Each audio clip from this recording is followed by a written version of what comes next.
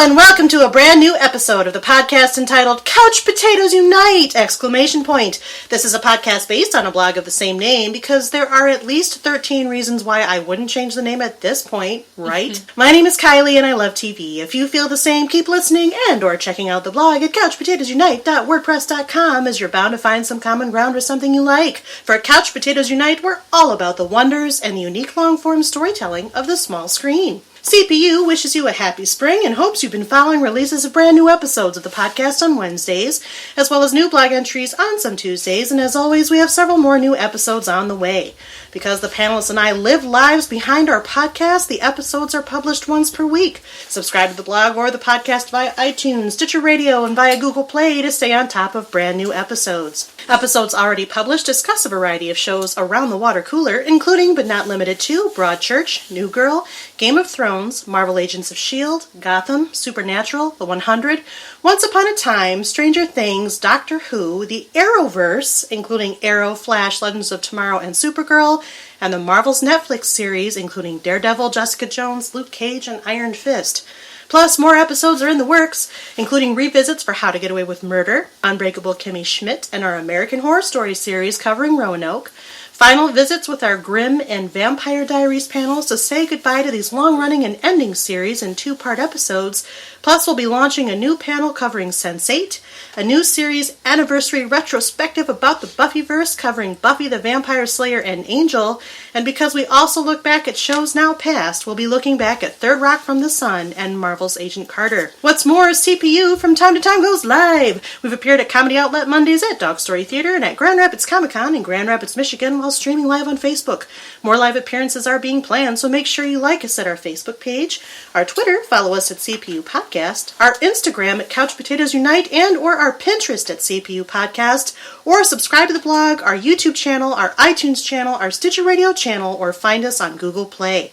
In the meantime, if you don't hear your show in this podcast format, fellow panelists and I still write reviews, and we're always seeking new panelists, so if you have any interest in joining the discussion, say hello by finding us at any of those outlets that I've mentioned. At the very least, stop by and leave us a thumbs up, comment, or review. We like feedback, and you don't even need to leave it on a series of cassette tapes for us to listen to it. We just will. Today, we are around the water cooler and taking a first look at what has become a wildly popular and similarly wildly controversial new show based upon a book of the same name written by Jay Asher. Specifically, the series is 13 Reasons Why, which was released in its entirety to the Netflix streaming library on March 31st, 2017, with a total of 13 episodes, which means, for the record, that the show is legally available to Netflix subscribers exclusively, as it is Netflix-produced original content. 13 Reasons Why is an American drama mystery web television series adapted by Brian Yorkie for Netflix. The series revolves around a high school student, Clay Jensen, played by Dylan Minnette, and his friend, Hannah Baker, played by Katherine Langford, who committed suicide after suffering a series of demoralizing circumstances brought on by select individuals at her school. A box of cassette tapes recorded by Hannah before her suicide details 13 reasons why she ended her life. Clay returns home from school to find a mysterious box lying on his porch. Inside, he discovers 7 double-sided cassette tapes recorded by Hannah, his classmate in unrequited love, who tragically committed suicide 2 weeks earlier. On tape, Hannah unfolds an emotional audio diary detailing the 13 reasons why she decided to end her life. Her instructions are clear. Each person who receives a package is one of the reasons why she killed herself, and after each person has completed listening to the tapes, they must pass the package on to the next person. If anyone decides to break the chain, a separate set of tapes will be released to the public. Each tape is addressed to a select person in her school and details their involvement in her inevitable suicide. The series is produced by July Moon Productions, Kick to the Curb Productions, Anonymous Content, and Paramount Television. Originally conceived as a film set to be released by Universal Pictures with Selena Gomez in the lead role, the adaptation was picked up as a television series by Netflix in late 2015, with Gomez as an executive producer. The series has received largely positive reviews from critics and audiences who have praised its subject matter and casting, particularly the 2 leads, Dylan Minnette and Katherine Langford. It has attracted controversy from some over the series' graphic depiction of issues such as suicide and rape, along with other mature content. In May 2017, though, it was announced the series had been renewed for a second season, scheduled to premiere in 2018. 13 Reasons Why, as a result, quickly became one of the most popular TV selections ever covered on the CPU podcast, and we're amassing those quickly, as several people jumped up to volunteer to chat about this acclaimed series. The 7 you hear on this panel today, your moderator included, are all occasional to frequent CPU panelists and are ready to digest the 13 sides of 13 Reasons Why, as it were.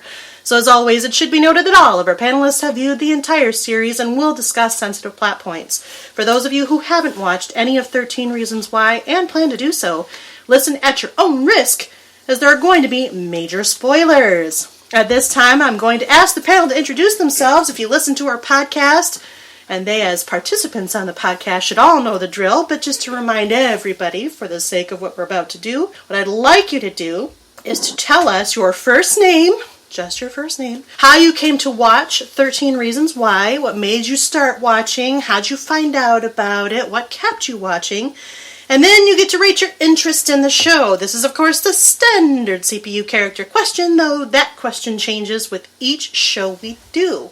Are you ready, panel? Yes. I think they really are. So, without further ado, how would you rate your interest in 13 Reasons Why? You were shocked and deeply affected by it, for better, as in you loved it, or for worse, as in you hated it.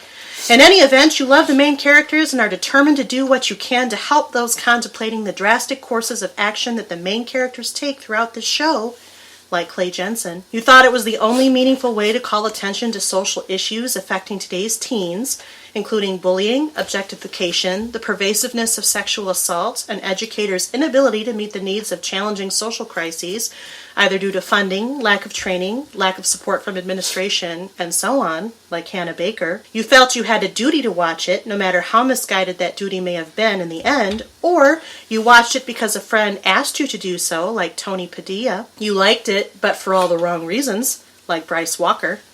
You watched it to be one of the crowd and liked it more than you thought you should or than might be socially acceptable, like Zach Dempsey. You watched it to be one of the crowd even though you had mixed feelings in reaction to it and thought it might have been irresponsible in the end, like Justin Foley. You watched it to be one of the crowd but realized you didn't like it. You also felt it was definitely irresponsible to the point of ignoring its potential to trigger others with similar problems, like Alex Standall. You disagreed with what it was saying and thought the series had no business rocking the status quo with its shocking imagery, though you begrudgingly admit that there is some truth to what the show was saying in the end, like Jessica Davis. You thought it was inappropriate revenge fantasy, no matter what role society or you as a member of that society might have played in the making of that fantasy, like Tyler Down. You watched it and felt that, regardless of the reaction it invokes, it raised a level of awareness for parents about these issues, but worried how it might affect your children watching it, like Lainey and Matt Jensen, or felt strongly that whole families should watch and understand the story being told, like Olivia and Andy Baker. Or you hated it, outright. Not because you minimized what was important about it, but because you were unprepared or unequipped to deal with the effects of it, despite your best efforts, or to recognize its subtler nuances and subtext, like guidance counselor Kevin Porter. Who would like to start? I'm Amie. Hi, Amie. Hi. And I would probably say I'm more a little bit of Hannah and a little bit of Tony. I did think it was a meaningful way to call out the issues. I do think that you have to watch the series in full to really understand how it would call out the issues. Some of the naysayers, I believe, didn't do that, but we can get into that later. And then I'm a little bit of Tony because I also watched it to support the folks that I know in it. But I thought it was a great show, so. So how did you come to find and start watching, and what kept you watching? I heard that it was happening. You know, social media is a wonderful thing. So you hear that it's happening. I knew people who had read the book. I've never read the book. So I just tuned in. I had it originally on as like in the background. And then just kind of the more I watched, the more I had to actually sit down and pay attention and be like, this is intriguing. And I had seen news about it before it was aired that it was going to be a new series. And then it blew up, and now everyone's talking about it, so okay. I'm glad I tuned in. Welcome back, Amie. Thank you. You might know Amie from our podcast panels for Once Upon a Time and Fuller House. I'm Emily. Hi, Emily. I watched this series because I read the book long ago. It was like 7th or 8th grade or something, so for a while ago for me. So I read the book, and I knew it was coming out in a TV show, and I was very excited about it. So I started watching it, I think, as soon as it came out. It was like that day that I started watching, and then I didn't stop. And I got to the last episode, and I knew that the last episode was going to be tough, and it took me a couple days to actually watch it, but thoroughly enjoyed the whole series. I think I am definitely a mixture of Clay and Hannah. I was definitely shocked and very affected by it, like Clay, and I also thought that it was a really great way to really bring attention to all of the issues that teenagers are facing right now. As somebody that that had issues in high school, not particularly related to the show, but as somebody that did have that, it was definitely something that I thought was very meaningful and a very good way to really bring attention to all those issues. Welcome back, Emily. Mm-hmm. You might know Emily's voice from our Once Upon a Time panel, and she just recently did our Glee Looking Back. I'm Jeremy. Hi, Jeremy. I got into watching the show just because my husband was watching it, so I thought, hey, let's watch this show. And after watching the first episode, I was immediately hooked on it. It wasn't the fact that I related to any particular character, it was the fact that I wanted to know what happened. I wanted to know why she did this. So it's more of a murder mystery kind of thing for me, even though murder is probably the wrong word to use. I think it's technically suicide. I won't get into too much about the drama behind what's happening right now, because I just want to talk about why I watched it, but I just could not stop watching after the first episode. We watched the first season in literally 2 days. We watched the entire thing, and it was just so riveting, because we wanted to know what happens next. That's why I kept watching it. So which character are you? I would think I'm a Clay, because I think Clay was a little kind of dramatic about how he pursued the tapes and everything. Like, he was fanatical a little bit, and that's who I relate to.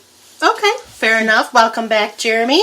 You might know Jeremy from our Supernatural panel ongoing. Hi, I'm Kristen. Hi, Kristen. Hi. My story is kind of similar to everybody else who's already gone. I heard about it coming out on Netflix. I hadn't read the book. I'm still waiting for the library to get me the book. So eventually I will be able to read it. Libraries. There's just a crazy hold on all 3 versions that they have, so not really surprised there. I kind of waited a few days before I started watching it. I think I started watching it that first weekend that it came out. But I did start watching it as background noise, and I ended up getting hooked by the end of the first episode, went back, rewatched the first episode, and actually paid attention to it the whole time. And I just didn't stop. But then, like Emily, I knew what the last episode was going to deal with, and so I did have to I gave myself about 20 minutes and a good glass of wine before I actually watched it, and tears were shed. It was a very emotional thing, but I will probably talk about why. So as far as the characters go, I'm going to go with what Amie said. I'm kind of a combo between Hannah and Tony.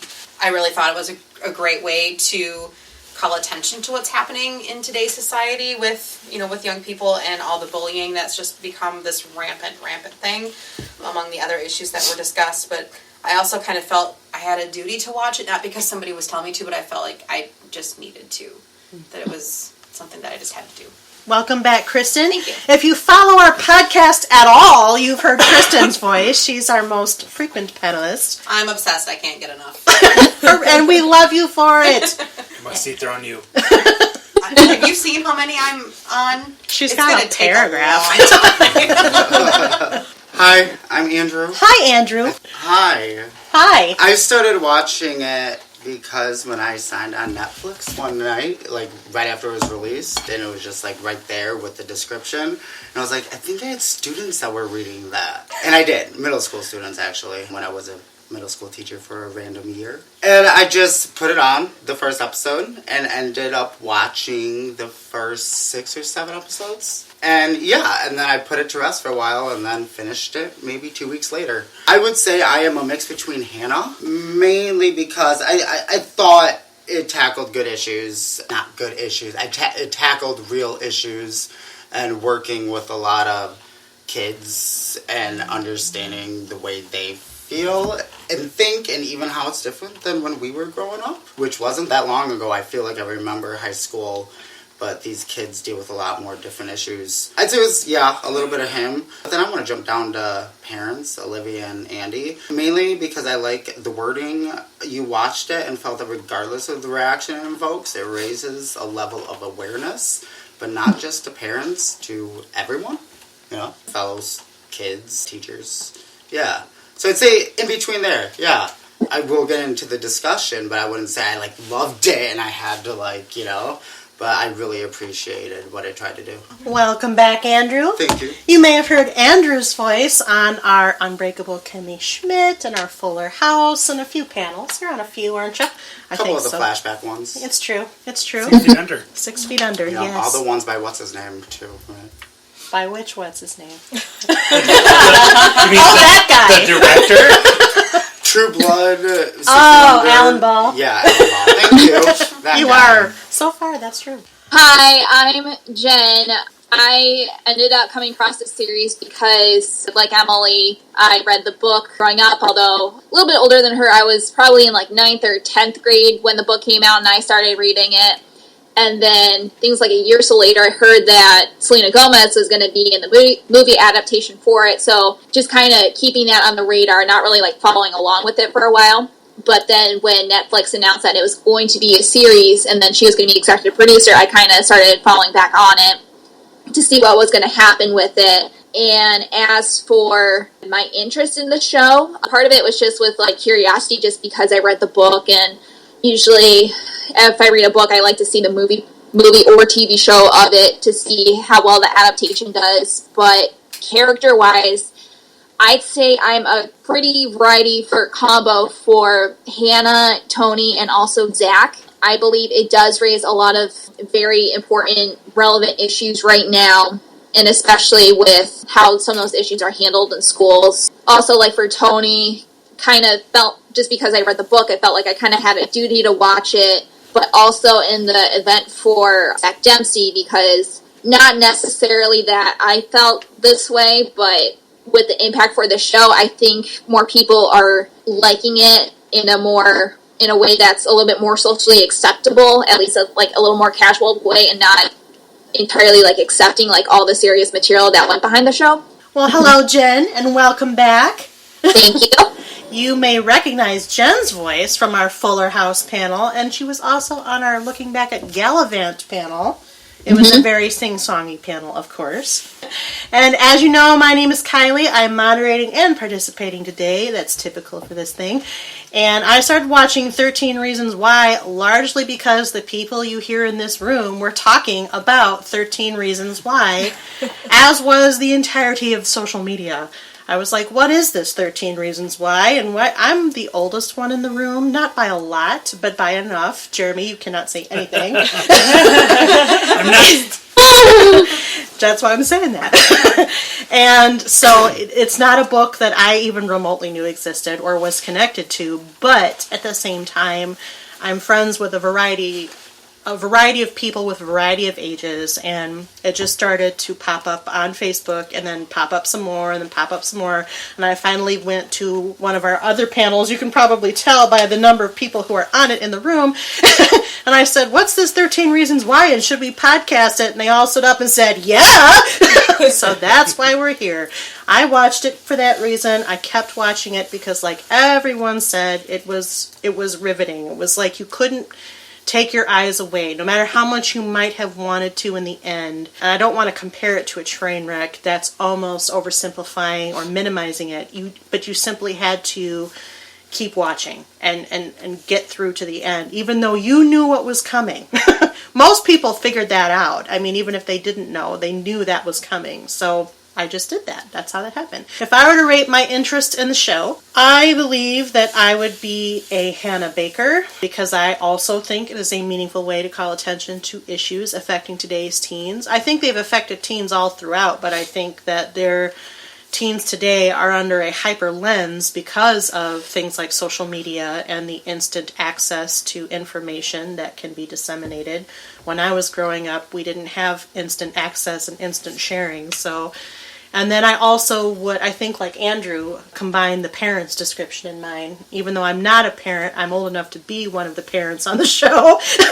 And I think it is important to call attention to, and I'm going to talk about this in a second, but when we get to the controversy section of this discussion, as we no doubt will, that I think in some ways this show might have been geared slightly more toward parents, just so that they could recognize signs of things that might be happening to their kids. But we'll get to that. Now, as we proceed forward, because we're doing what's called a first look, this is one of our first look panels, we have to do the infamous star rating scale, or as one of our other frequent panelists likes to call it, the star business. What I'd like you to do is rate the show overall according to a 5 to 1 star scale, which goes like this. Do you think it is 5 stars? You have to watch everything. Holy smokes, it's the greatest TV show about social issues with impact that you have ever seen in your whole life. 5 stars. Is it 4 stars? It certainly seems intriguing. You're going to keep watching, but you see possible pitfalls in the premise. Is it 3 stars? You're going to give it one more try. There are things you liked, things you didn't, but you'll see which things are allowed to flourish. Is it 2 stars? You've only watched part of season 1. Chances are you were mainly bored, disengaged, uninterested. There's some intrigue or fascination that could hold it together no matter how unlikely, but you can't convince yourself yet to keep watching. Or is it 1 star? Pass on this one, guys. It's a snoozer. It's not good. It's not interesting. It's not your cup of tea. Cassettes are really outdated. There are too many options to waste time on this one. 1 star. Who would like to start the stars? I give it 4 stars. I mean, I think it's intriguing. I think it's a great watch. I do think people should watch it, but I don't think it's the greatest thing out there. I think there are issues that we'll bring up later that they could have incorporated in the show to bring more awareness to the issues that they were trying to bring awareness to in the first place. So I give it 4 stars, which I still think is a pretty high rating. I would say it's probably 4.5 for me. Pick one! Or do you want to say 4 1/4? 4 1/4. Okay. 4 1/4. We'll go right there. I allowed fractions on another panel I just did, so... You're welcome. I think it's definitely intriguing, and I'm definitely going to keep watching season 2 since they announced that. And I, like Amie, I see some of the reasons why I see some of the flaws in the show, but I do think it's a show that people need to watch because of the content and because of all of the issues going on in society today. I think it's very important, and that's why I'm giving it more than 4 stars. Okay. I'm going to give it 4 stars because I think the show in itself was very riveting. I really enjoyed it. The only reason I won't give it 5 stars is because I feel like there are some issues that were brought up that had a negative connotation to it. And I don't fault the writers, the directors, the actors for any of that. But it is a piece of artwork, so you need to look at the whole process of whether it's the way society looks at it. It's a whole piece of work, so you need to look at all those aspects. And for that reason, I only can give it 4. I would love to give it 5, but there are those people who will say like this, and we'll get into later, that this glorifies suicide, etc. And I agree with some of it, so only 4 stars, not 5. For me, I would probably give it 4 stars. It's definitely intriguing. It's definitely a very important piece of television right now.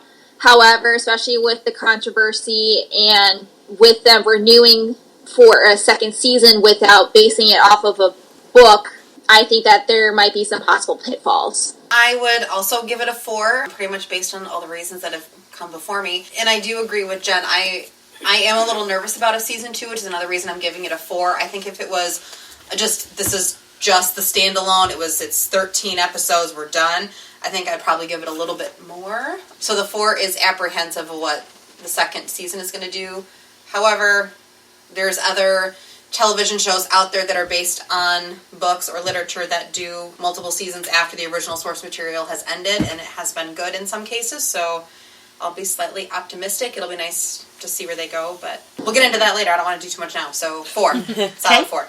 Solid 4. I also would give it a 4, and that's my rating on, I'd say, season 1. I have no idea about season 2. I don't have a problem with them making a season 2. I started watching it and I said, okay, I'm going to finish. I will watch this whole thing. I don't know if I would automatically want to do that for season 2, but I will for the podcast. Thanks, Sandra. That's honest. I would give it a 4. I've listened to some of the controversy or read about it. I've been kind of just ignoring a lot of it, though, you know. I figured I'd wait till we discussed it, so I don't even know half the stuff that people are talking about that they didn't like about it and they thought was wrong. But I have my reservations with some of the things. But. Oh, we'll inform you. Yes, we'll definitely get Actually, yeah, I've wanted to, like, not really pay attention to it just so it's it doesn't, like, cloud your discussion. judgment. Yeah. I would also give it a 4. A pretty solid 4. I have a couple reasons for that. First is, like Kristen mentioned, like Jenn mentioned, I'm not sure what a season 2 is going to bring to us. While I think the writers have done well adapting what they've already done, I don't know anything about their original, their sense for originality or how they're going to be able to continue this. The big question is, will Hannah Baker be back? And all signs seem to point to yes, but she'd only have to be there in a flashback mode, just like she was for this one. And what do we have left to explore with her character? That's really the question that I would have. I think that without Catherine Langford and without her character, which was central to the entire show, they're going to have a pretty high hurdle as a writer or as a group of writers to try to make a story or depend on the Alex storyline, which is where the first season left off, and I don't think that he's as charismatic a character. My other feedback on it is that while I do agree, and I picked Hannah for the purpose of it brings the social awareness and it highlights the important issues, the one undercut that I could give the first season is that it was slightly manipulative in how it presented itself. The one thing that I kept thinking, I've been not a victim of all of these things, but some of the less serious things that happened to her, they've happened to me.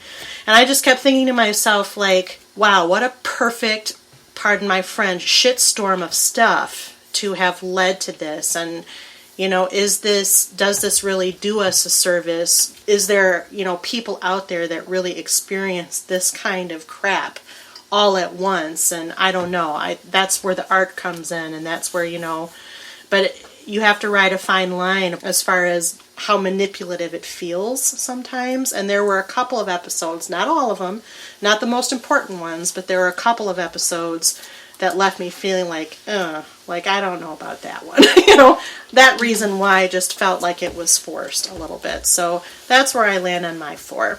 Well, welcome everybody. This is going to be probably a little less full of the jollies as some of our other podcast panels, just because this is a very serious show, and there was not a lot of comedic relief if you think about it. What I have done, if you listen to our podcast, you know that I send out to the panelists talking points. Well, it was very easy for this one. All I had to do was list the sides of the cassettes, because each episode focused on a reason why, which was a character that drove Hannah further and further along this eventual pathway. We can do this one of two ways. We can talk about each of the episodes that way, or you can just kind of hit on the high level and then whatever you want to hit on specifically. Well, first, I want to ask, did anyone think of the reason, why is it 13? Lucky number 13? That seems just kind of odd to me. Well, is it really 13? Because Clay is one of the reasons, and Clay is not one of the reasons why she committed suicide, but she's very specific about.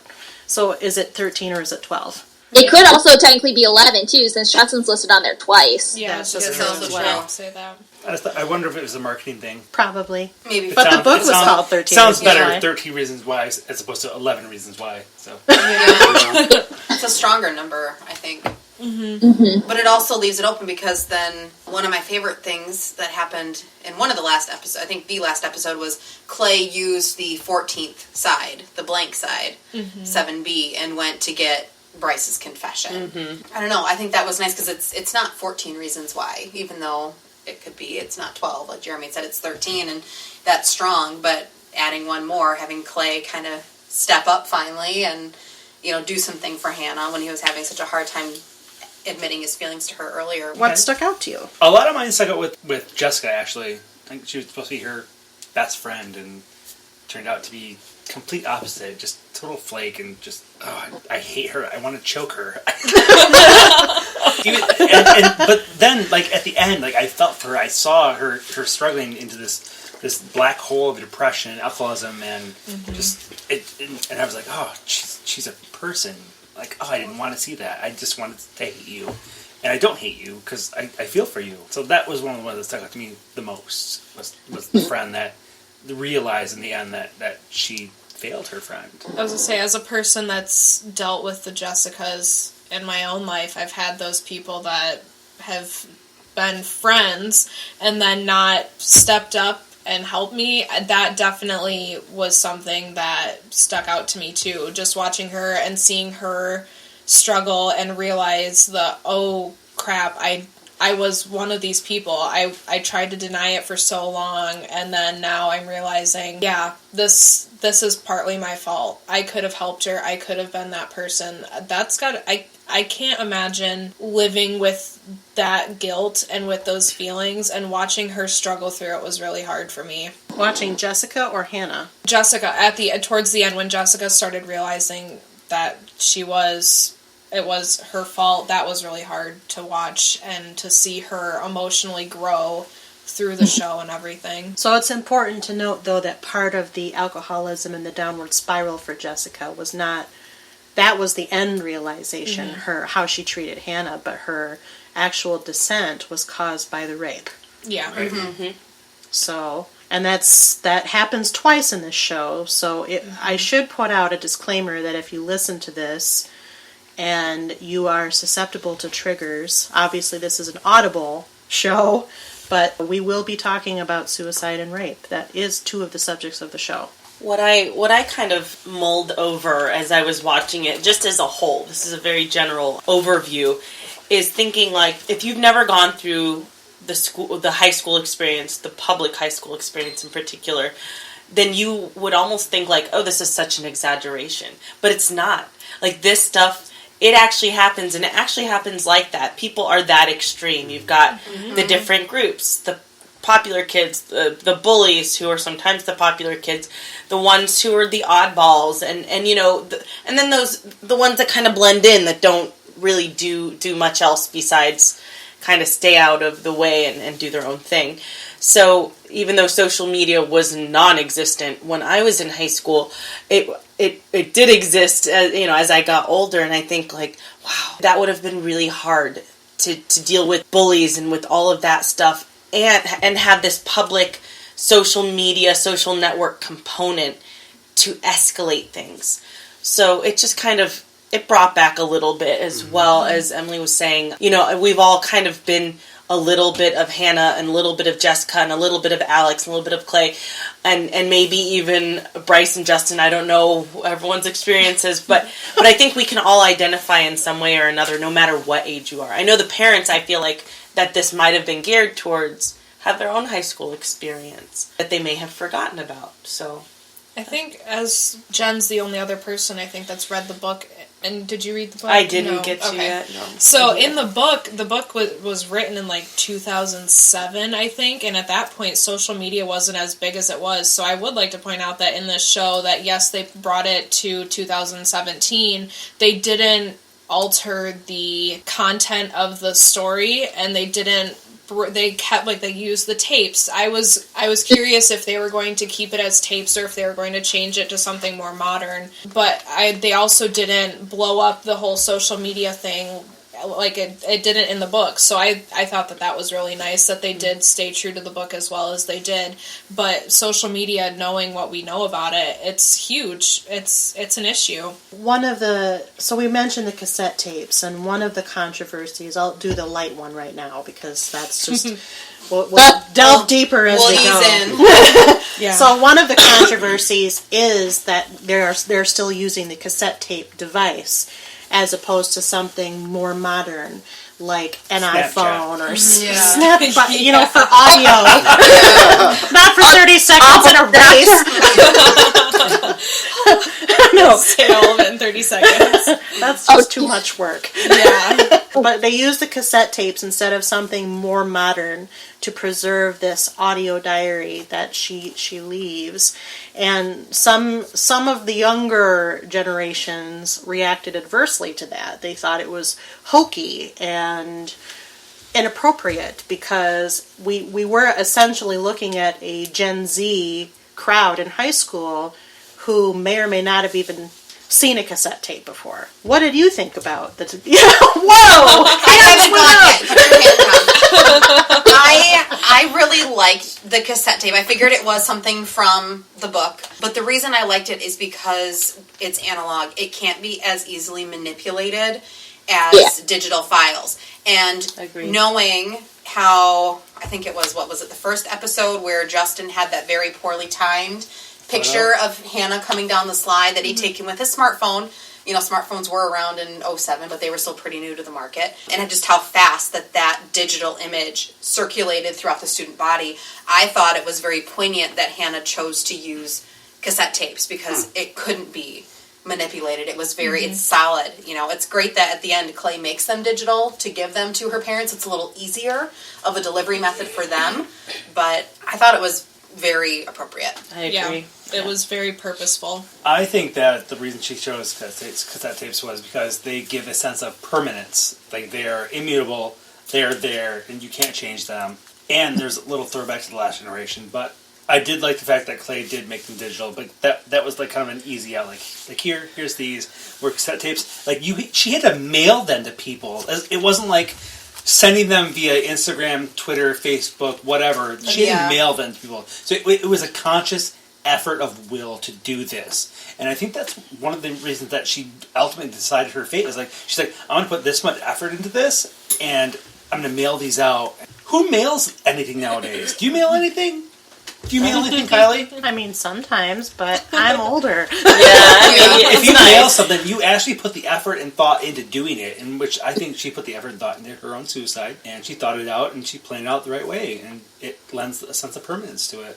There's the physical aspect of the cassette tape too. It's you can feel the weight of it in your hand. Yep. So it's like when you're listening to the cassette tapes, Clay with the Walkman, he had the weight of Hannah's words literally in front of him and in his hands. He had to go get a way to listen to them too. But I also found it interesting, at least like when Clay was first listening to the tapes, like he didn't know what to expect, and he had like his dad's boom box in order to play the tapes initially, and then once he heard what was going on, he was like, no, I need to find something else for this. This is something that shouldn't be broadcasted out loud. I think that the tapes were left... I mean, I agree with you, Jeremy, and I agree with Kristen. I think you're both on point, but I also think there's the additional aspect of... Here again, I don't think this show is focused solely on a teen audience. Yeah. I think it's focused on a universal audience, and if you think about the parents of Gen Z would be Gen X, or possibly the oldest millennials, and they had cassette tapes. I'm sorry. They had cassette tapes. So there's a tangibility there for the parents to be like, oh, she's doing it on cassette tape. She's actually taking this time, like you've alluded to. I think it's very kind of narrow-minded, actually, to say, oh, these tapes are stupid. Why did she do it on tapes? I mean, I think there's a little bit of a kitsch there, but I also think the whole purpose was to widen the audience and bring in people who may not be aware that this might be happening to their kids, or to open up the dialogue between parents and kids about these issues. A lot of this show reminds me of like the John Hughes films. Yes. Obviously not in... Yes, Emily! I was going to say something about the Breakfast Club. I was going to say, I'm a 1980s movie fanatic. I love all the John Hughes movies. Obviously it's not quite as lighthearted as John Hughes was, but there was a lot of aspects of the show from using the cassette tapes. I thought that was a very nostalgic way to kind of tie that all in too, but a lot of the music was 80s music that was redone, and I appreciated all of that. Well, so some of it wasn't. There were actually like Joy Division and some stuff like that. The emo 80s stuff. Who's John Hughes?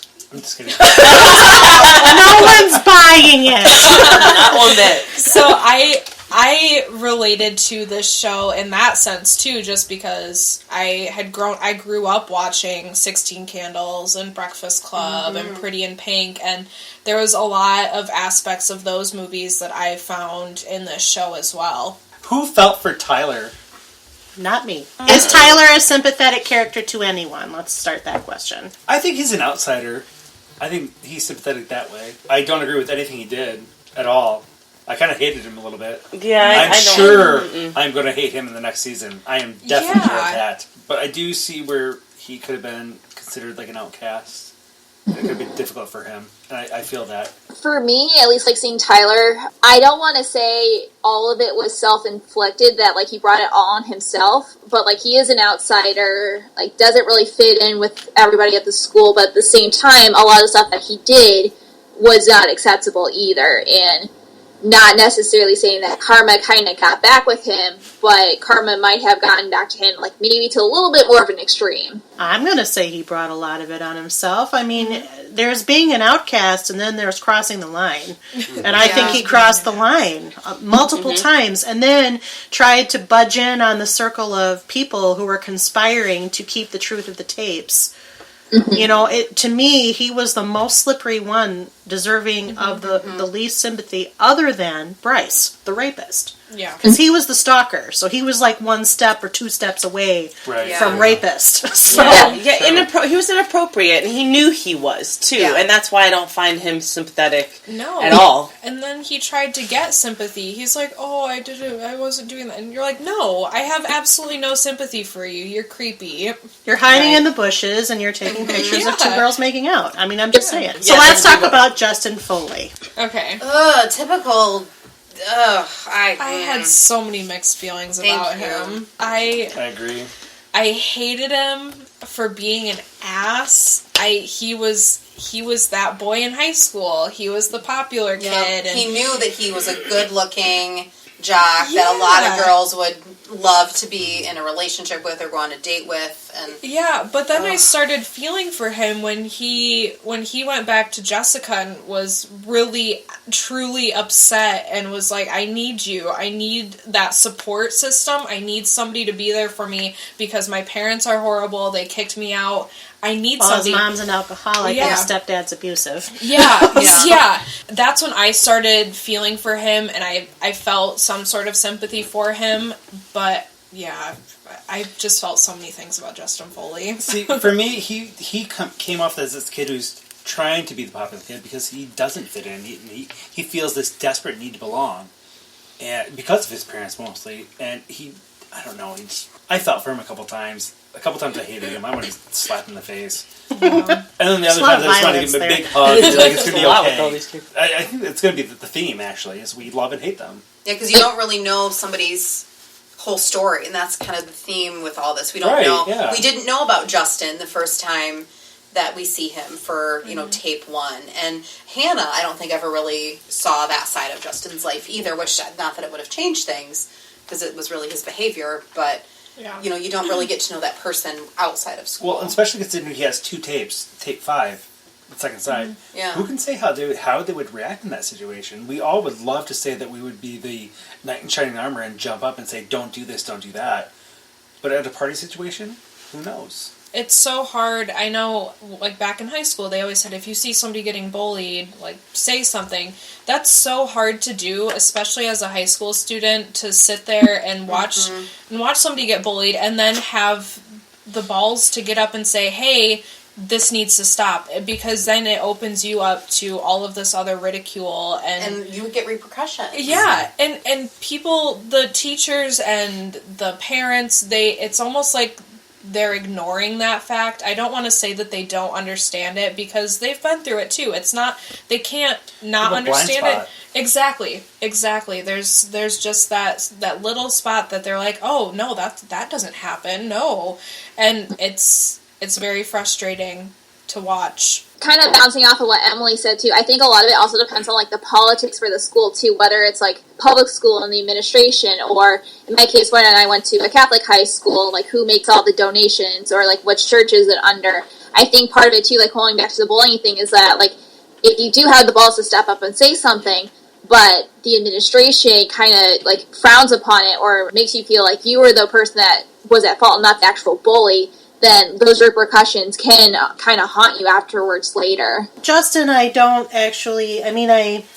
glad that the show gave him dimension, and you can certainly understand why he does what he does, but here again, there's a moral compass that should be floating somewhere and landing someplace, and yes, they're all young and teenagers, but again, think back to that time when you were a teenager. You're a kid, but you're also trying to assert that you're an adult at the same time. And one of the responses that I often give to teens in this kind of, question is act like you want to be treated. And with Justin, I feel like he comes short, and it's too easy to excuse that behavior a little bit. Justin is that boy. I think we all knew that boy. I don't know anybody who didn't know that boy. I can think of people, I could name names. Yeah. That remind me of Justin. He was my best friend in high school. Was he?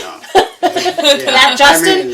Not that Justin. Okay. I can really empathize with that character and knowing, and feel for...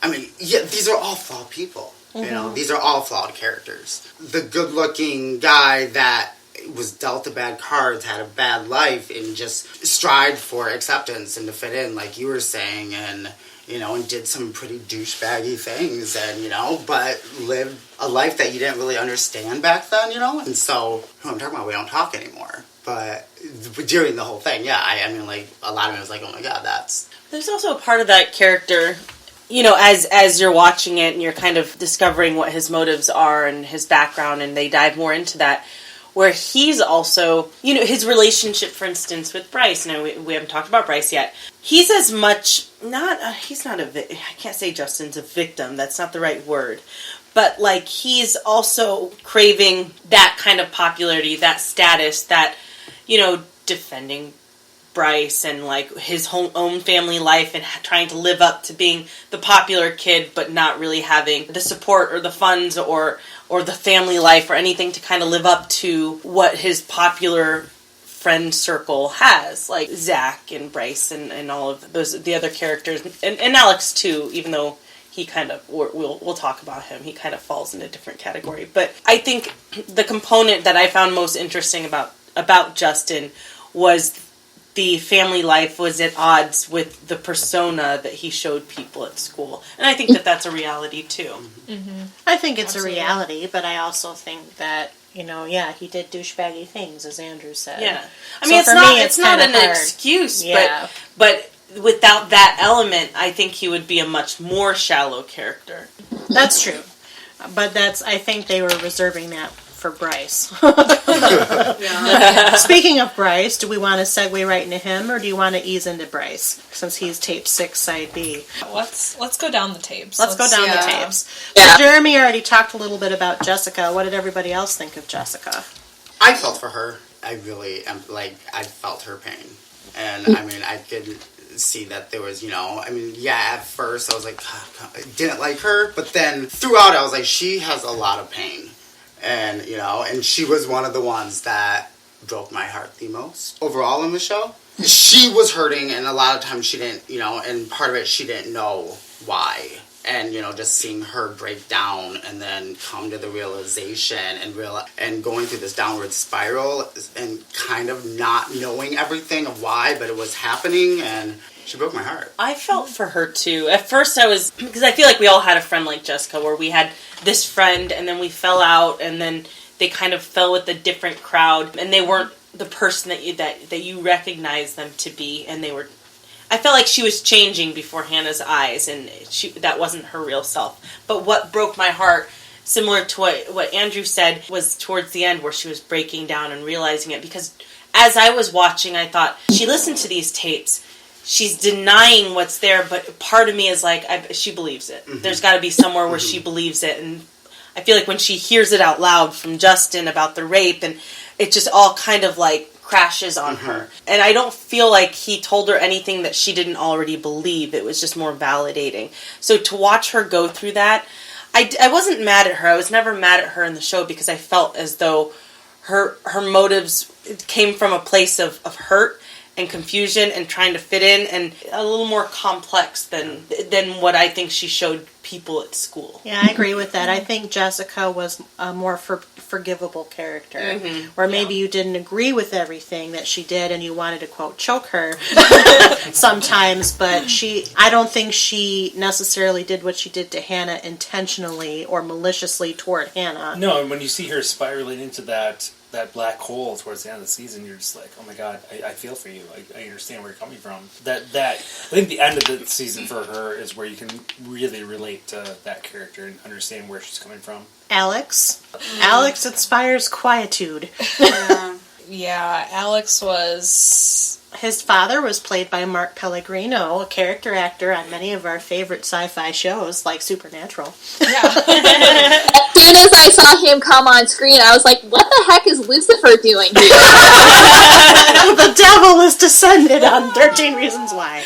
It was foreshadowing. Because I think, didn't he also play a devil-like character in Lost? No, he was the good one on Was Lost. he the good one on Lost? Yeah. Okay, I For just remember once. he was on Lost. But he usually does play very on-the-line or slightly creepy characters.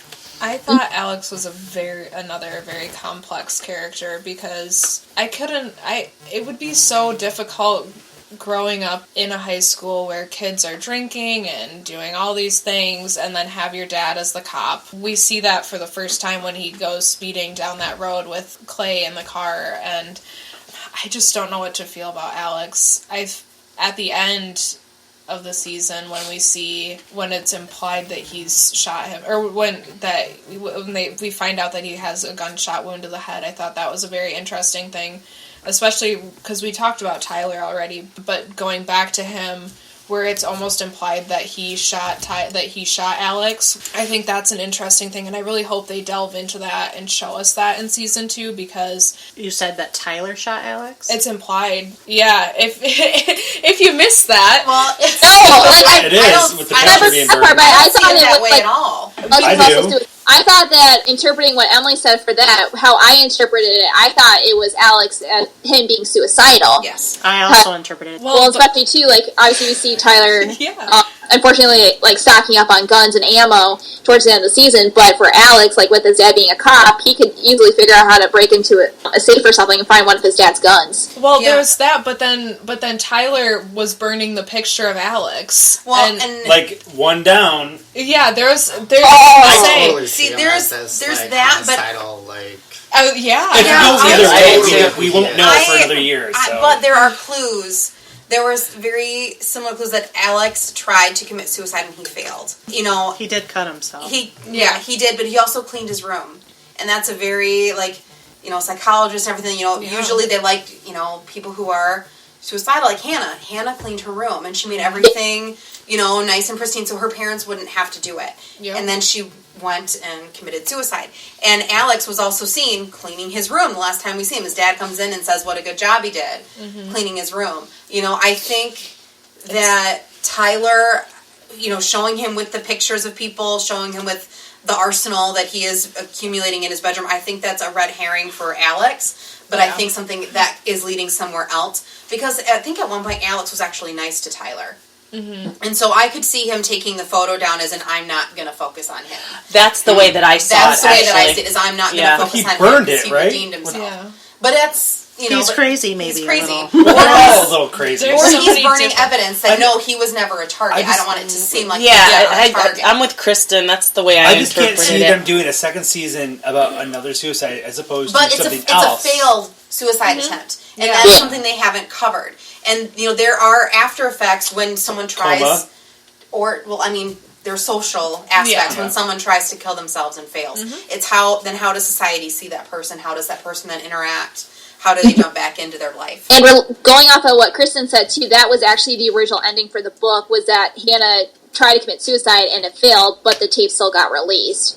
So that's something you keep in mind as well. Alex, well, and I also agreed that my interpretation was that he committed suicide because some of the other clues for Alex was not only was he was the most uneasy about the conspiracy to keep it quiet, about everything that fell out between him and Hannah, about obviously Jessica being his ex.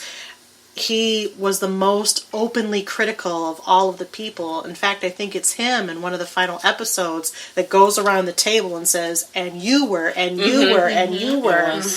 And then in addition to that, his home life is clearly very, we don't know what the depths of it is, but he doesn't have his mother anymore. He's got a very overbearing cop father that seems to have a better relationship with his older brother. I mean, I think there's a lot of contributing things to Alex as well. And of course, his transgression on the tapes is that he's the one who puts Hannah's behind as the best of school on the list to try to make Jessica jealous, which... That brings unwanted attention to Hannah. Right. And it helps, ruin her reputation. It does.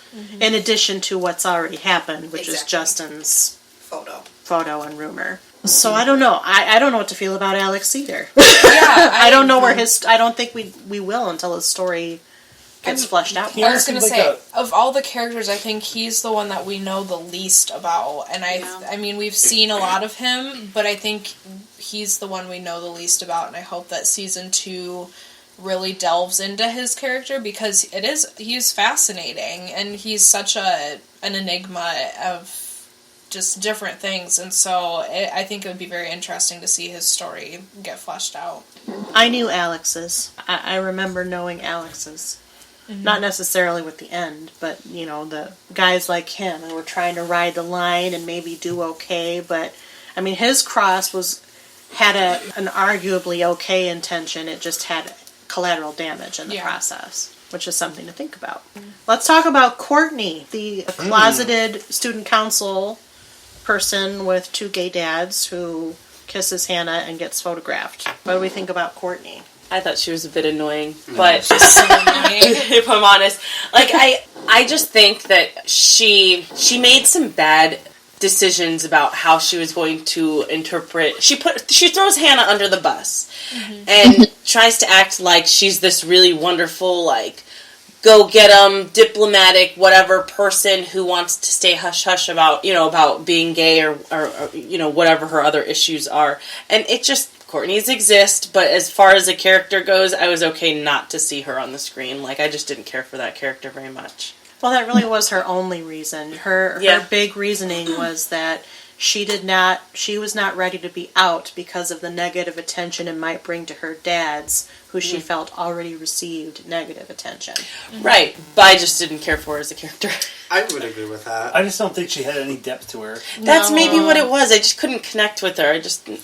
She's I don't think we're supposed to.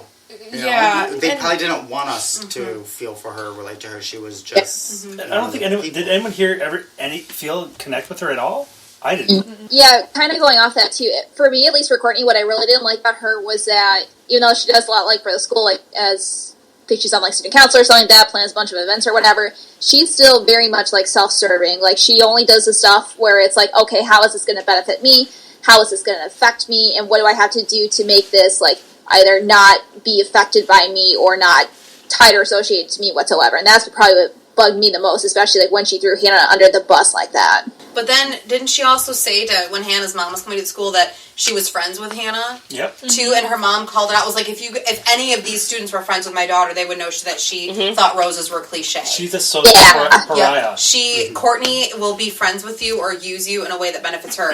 It benefited her to make Hannah the closeted lesbian so she could throw her under the bus to keep herself looking pristine. And then, I was really good friends with Hannah before she died to make her seem more, I don't even know what she was trying to do with that. But to get attention. Yeah, to get attention, to have her be seen in a better light. I was friends with Hannah. I'm very deeply affected by this. Is she sympathetic to any of you at all? No.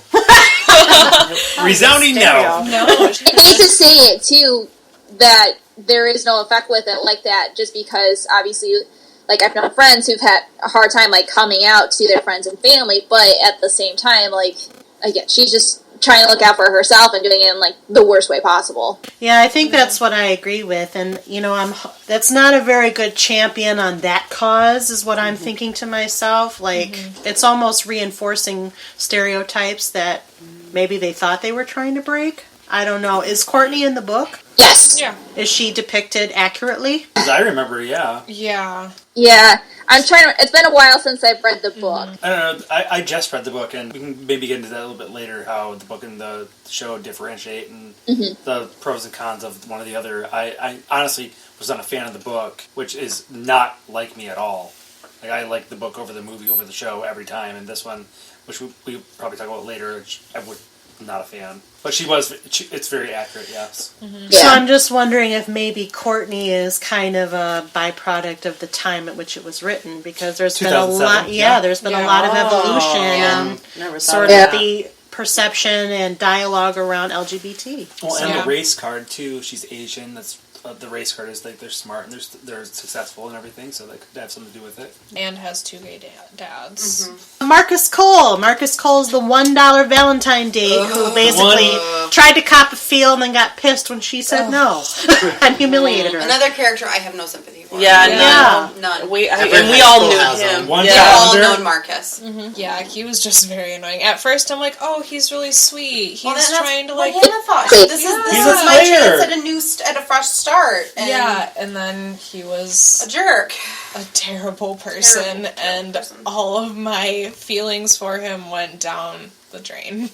He reminds me so much of Courtney too, with how, again, like, I'm going to keep saying this, but like, for how self-serving he was. Like, he was concerned about his election, his reputation, that kind of stuff.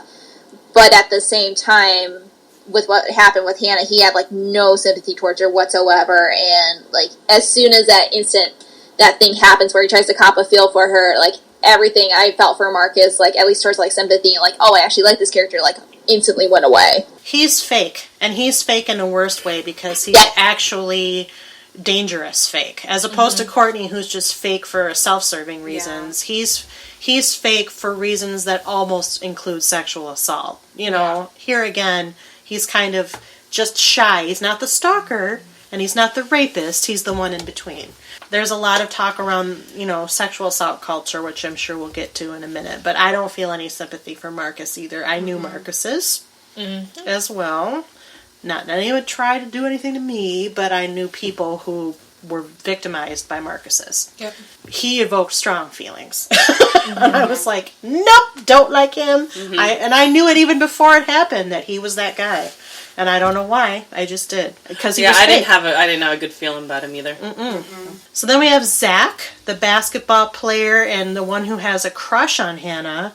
But when she rejects him, and basically she's rejecting him because she just can't deal with it right now, he steals her positive notes from class. What do we think about Zach? I know I, for one, will say that this is one of the forced episodes that I did not like. I think he's more of a relatable character, or you're more likely to reach out and feel for him, because he's doing this out of a place of love, kind of. But not is really. he? Yeah. I'd say for his kind of behavior, it's almost entitlement. Just because, like, he thinks, like, oh, well, I'm one of the most popular jocks in school, I can easily get a date. Well, that hurt my feelings, but I can do whatever I want and get away with it. See, I thought he was reaching for attention, actually, when he stole those. It's the typical, I'm going to pull your hair because I like you kind of thing. See, out of all the characters, though, I felt like I could give more sympathy / like actually liking his character compared to the other ones, just because, well, part of it, because out of everybody there, like, his actions weren't like near as severe as some of the other ones, but I think, like, as the tapes are circulating around and he's starting to talk with Claymore about it, I think he's starting to see, like, repercussions of the tapes as well as, like, how he was treating Hannah, too. Yeah, I agree. I think he kind of makes an evolution of sorts. But I also feel like this was a side of the tape that was kind of hard to relate to. Now I realize that they kind of put it in the middle, and she was saying, I really needed these positive notes. They really kept me up.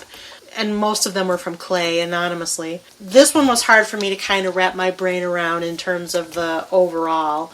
Like, I felt like, I think this is a manipulative tape to me, because it's vilifying something that, it's childish and it's petty, and it could be the pull your hair scenario, which is growing more controversial as days go by about what you teach girls and what you don't teach girls. But at the same time, this character just felt like a buffoon with a really type A mom who basically ruled his life, and he just did what the crowd said. And we all know crowd surfers. He was your typical crowd surfer, but the action that he took that triggered her or was part of her whole, I just could not. This one was like this was probably my least favorite episode, to be honest with you. But I could also see it as showing how something small that you do can affect somebody's day in a negative way that you have no idea.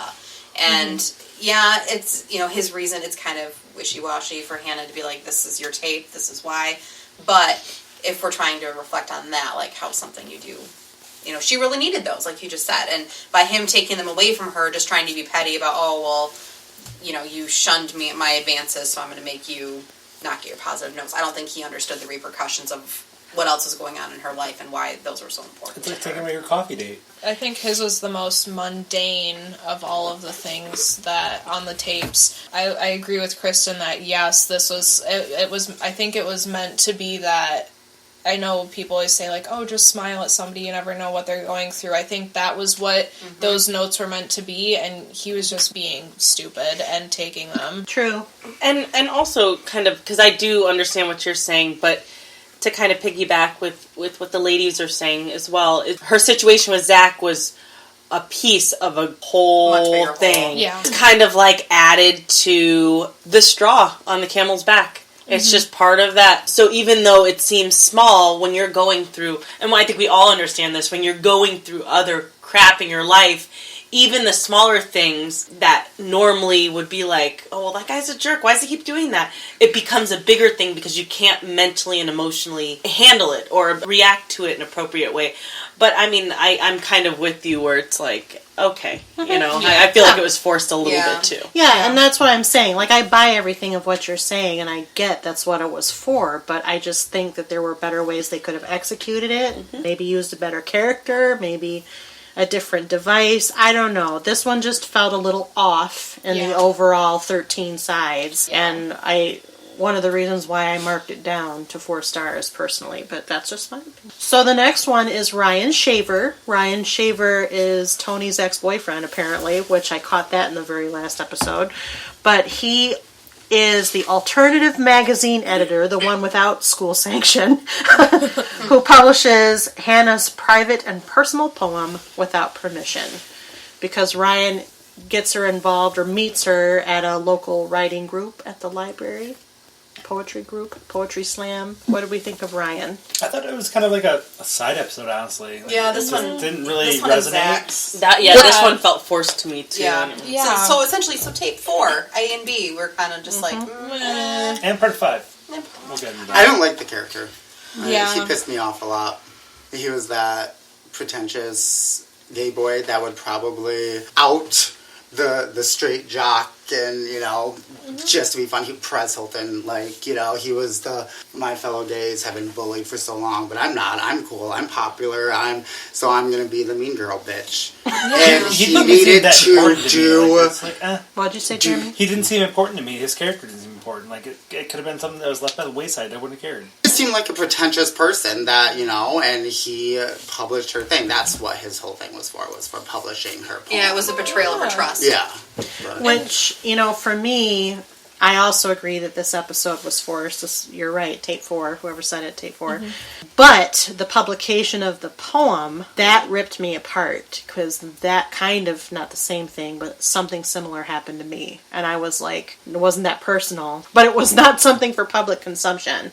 So I related to that incident and how mortified she was. It didn't matter that it was Ryan. Ryan was incidental. You're absolutely right. I think he was meant to be incidental.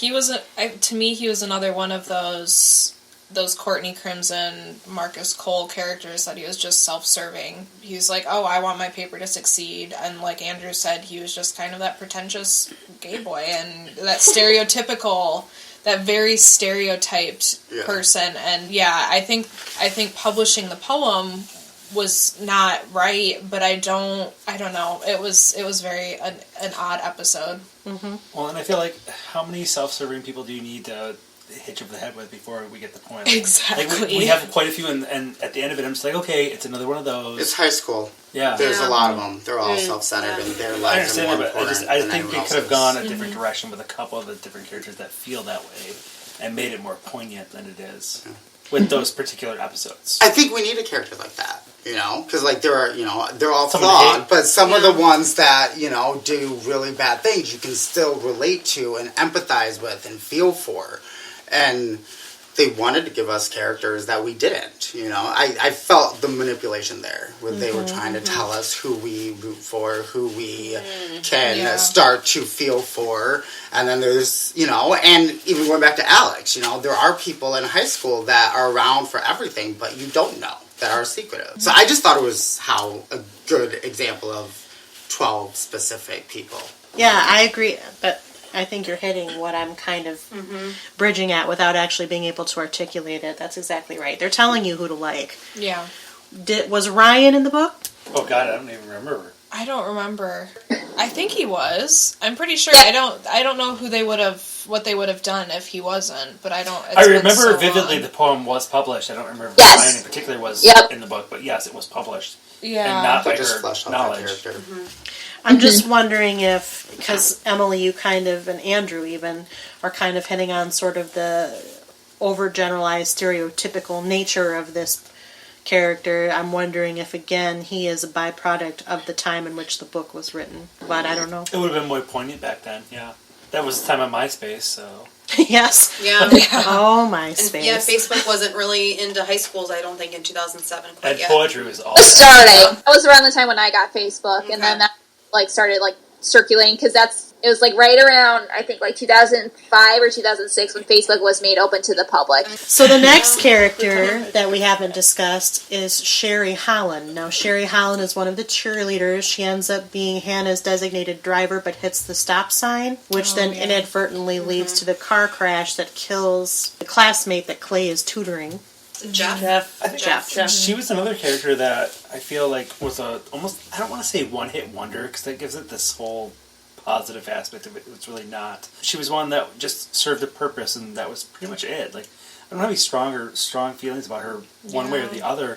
What she did was wrong, obviously. I don't feel like she was a pivotal person in the cast at all. I disagree. And just because I feel like she's so many people that make a stupid mistake and then the chain reaction and then you live with that. Yeah. And it's you know, and you're trying to cover yourself up, and so what you're torn.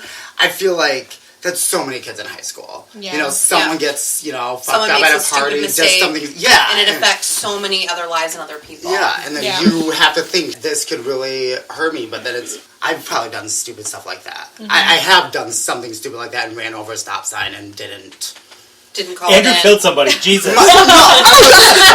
I will tell the story. I was with the person I mentioned earlier, my best friend in high school, and I was putting on my sunglasses, and I was just turning a corner really slowly, and they fell out of my car. And they're my nice Ray-Bans, so I went to go pull over to get out and get my, you know, in the road, and I was 16, didn't put my car in park. So my car kept going. I was out getting my sunglasses, and then it ran over a stop sign. So everybody's fine, right? Yeah, but I didn't say shit, I'm gonna get in trouble, you know. So it's but not even thinking at that time, not having that there, especially right by middle school, could cause, you know, for someone that doesn't know the area. Mm-hmm. So yeah, I could relate to her and how that could have probably been much worse. So, I want to go back to the book for this part for just a second, because Sherry's character is actually known as Jenny in the book. They changed her character a little bit from the book. But also, the character for Jeff, that was not part of the book. They just mentioned that there was a high school student that was killed in a car crash from that party from that night. They never, gave him a name. They never gave him the backstory. The TV show, created, his whole backstory, the whole character right there, too. Well, I think that was a positive move on their part to give that unnamed student an identity and to weave him into the story. Because it shows, you know, you could affect somebody's life you don't know, like the elderly man who was driving the other car. And that's what the whole show's about, is showing how you affect people's lives when you don't know it. And the chain reaction. Yeah. But it's nice to show both sides. It can be people you don't know and people that you do. And I think with Sherry, I think you're right, Jeremy. She could be anybody here again. She's so ancillary, but I think that with her, she starts off actually well-meaning and nice and sincere and is okay with everybody and treats everybody equally, and then circumstances commence, stupid mistake or whatever, and then all of a sudden her life kind of spirals. So I don't know. The next tape would be Clay. Let's talk about Clay. Who didn't like Clay? Like, is there anyone who didn't like his character? The actor, the performance, anything? Dylan, you did great, if you're listening. So I think there were a few times his character got a little annoying, but overall I enjoyed his character and thought that he was a very strong-willed character. In these high school films, you don't see characters that strong and that purposeful, I guess, is a word. He was so much pushing for everybody to be honest about what happened because he was so affected by the tapes and everything. So I really liked Clay as a character. Mm-hmm. I did too. Yeah, I don't know. I thought maybe I told this to Kylie, maybe I didn't, but I really liked Clay. But one of the reasons was that he reminded me of the guy that I had a crush on literally from the first day of 5th grade all the way through graduating high school. He looks just like him. He acted just like him. And I'm like, I know this person. I can easily relate to you because I spent a good part of my adolescence and growing up with Clay, who was not named Clay. But I loved his character. There were times when I wanted to scream at the TV and shake him and say, just tell her how you feel, dumbass, because everything would have been so much better. But Clay was great. I wish I had a friend like Clay growing up in high school. Yeah. It's funny that you say, I actually did yell at the TV a few times. It's a good thing I live alone. But yeah, I thought he was a very, very likable character. I think people can relate to him. I mean, there were moments that you're frustrated, but I also think those are moments where you're really invested. And like, just say something to her, or, why did you make that decision? Why were you so weak in this moment? Like, I do think he had a really strong arc in the series as well. Yeah. Where he was, episode 1 versus episode 13 is just completely different to me. Mm-hmm. I liked him a lot. I thought it was a good, well cast and well performed and a solid character. Yeah. He had one of the best lines in the show, too, where I was afraid to love her. Mm-hmm. It's like that just says so much. It really, I don't know, the message I got from Clay was make sure you tell people how you feel before it's too late, because you can never get those moments back if something were to happen. I loved Clay, but the only time, and I think Emily was kind of alluding to it without actually saying it, there was a couple annoyances where I was basically, man, Tony's too patient with you, because I'd be just finish the damn tapes. I know. Finish the damn tapes and then react. Now, maybe they wouldn't have been able to have a show. I don't know. Because I think in the book, he listened to them much quicker than in the show. In the show, it's like it feels like 3 months. I have to stop now. I have to take process. This all in. I have to feel all the emotions. No, flip to side B. Yeah. So I think that was one of the things that was like one of the only things that really annoyed me about him was just it's like we all know that you want to listen to these and that you want to hear them, but he had to feel so much, and we're like, come on. That's where I feel like he was a better character in the book, was because he just listened to them and just did it. Yeah. I do think he did have some blinders on with Hannah and every other character in the show. Like, he was definitely the person to jump to Hannah's side no matter what was going on. He didn't understand Courtney's side. He didn't understand Jessica's side. He didn't understand anybody else's side but Hannah's. So he was definitely Hannah's knight in shining armor that wasn't there quite in time, and just was totally not down with anybody else. Great actor. Yeah, he's done quite a few things. I'll say he's been in other things that I've seen him in. Mm-hmm. And very personable. Him and Catherine were on Ellen not too long ago, and I saw the clip on the internet. I'm not at home when Ellen is on, but I thought, wow, that kid's got a good head on his shoulders, and he is a good actor, and this is a really heavy part, and he took it very, very well. They both did. They were both brilliant. I think my gosh. Strongest of the cast. While we're on Clay, his mom pissed me off. I don't like his mom. Oh, I don't know. She's just like so blind. Yeah, keep the door open. Oh my god, I couldn't handle her. I'm like, let me know I'm surprised you raised such a good son, because like, I would pull my hair out with you as my mom. 2 minutes after the time he's supposed to be home, Clay's missing. He's gone. Where is he? And it's like, come on. That was one of the few characters that really just drove me nuts. But there are overbearing moms out there. Oh yes, like that. I know some. I know some. Well, let's take a quick sidewinder through the parents. So there was Lainey and Matt. That was Clay's. And then Olivia and Andy. who were played by Kate Walsh from Grey's Anatomy Private Practice and Brian Darcy James from Broadway. They were perfect opposites. They were so good. She was so good. Yeah, I loved Kate Walsh in this. Yeah. I've not loved her in anything more. Right. Yeah. The whole dynamic of them focusing on the business, not on their daughter, and then vice versa. It was amazing. Yeah, I thought they were really fantastically cast. I love Brian Darcy James. Me too. So good. When I saw him on the screen, I was like, yes! Like, this is going to be good. If Brian signed on, it's good. Yeah. He's so good at what he does, but it's always like, why they cast him? And then you see him just in anything. It's like he's so subtly good. Yeah. It's like one of those things where like, oh, that's an interesting choice, and then it always makes sense. Yeah, well, especially because he's mostly known for doing Broadway. He rarely does film and television. Yeah. But when he does, it's a very good project. You know he's making a not choice. Smash, Yeah.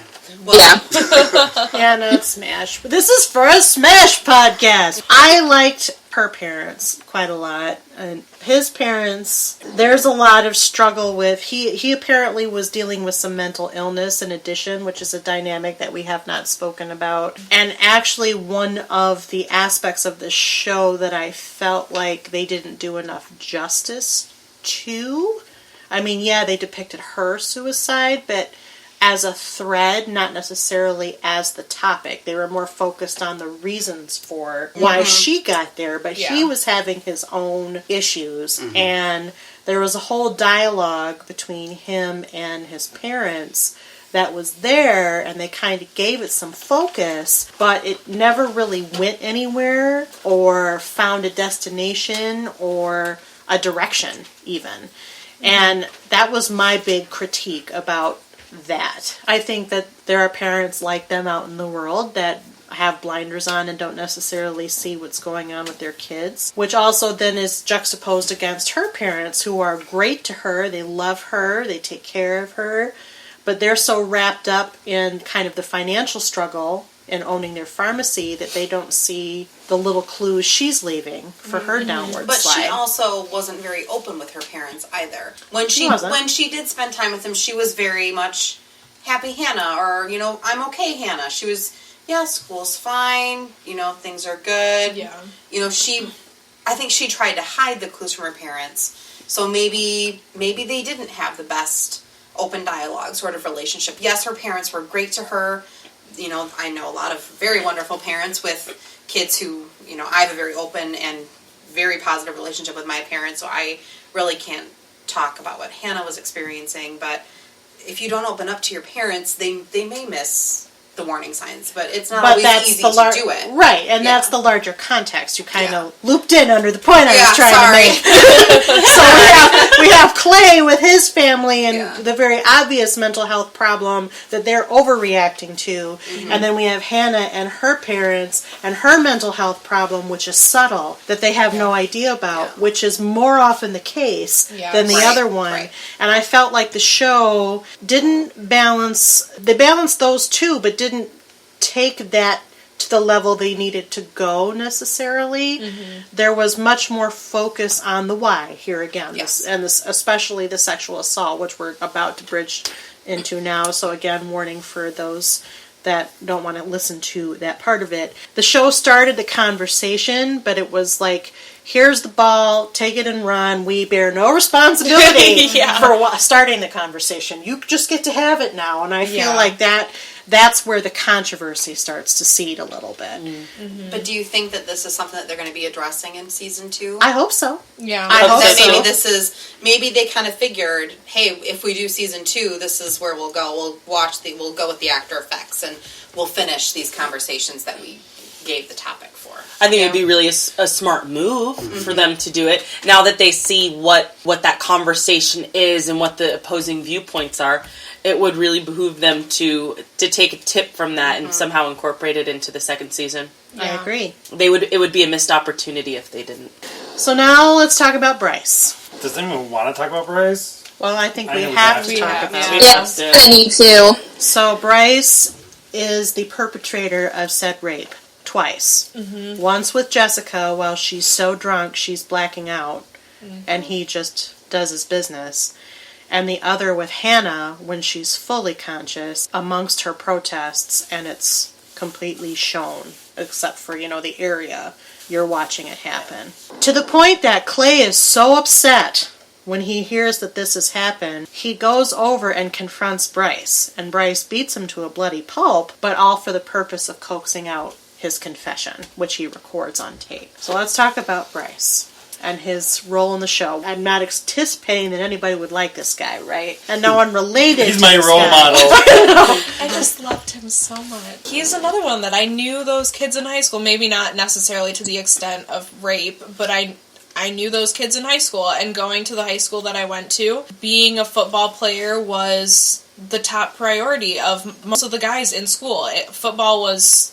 all of the school's money went into football. Parents poured money into football at the school that I went to.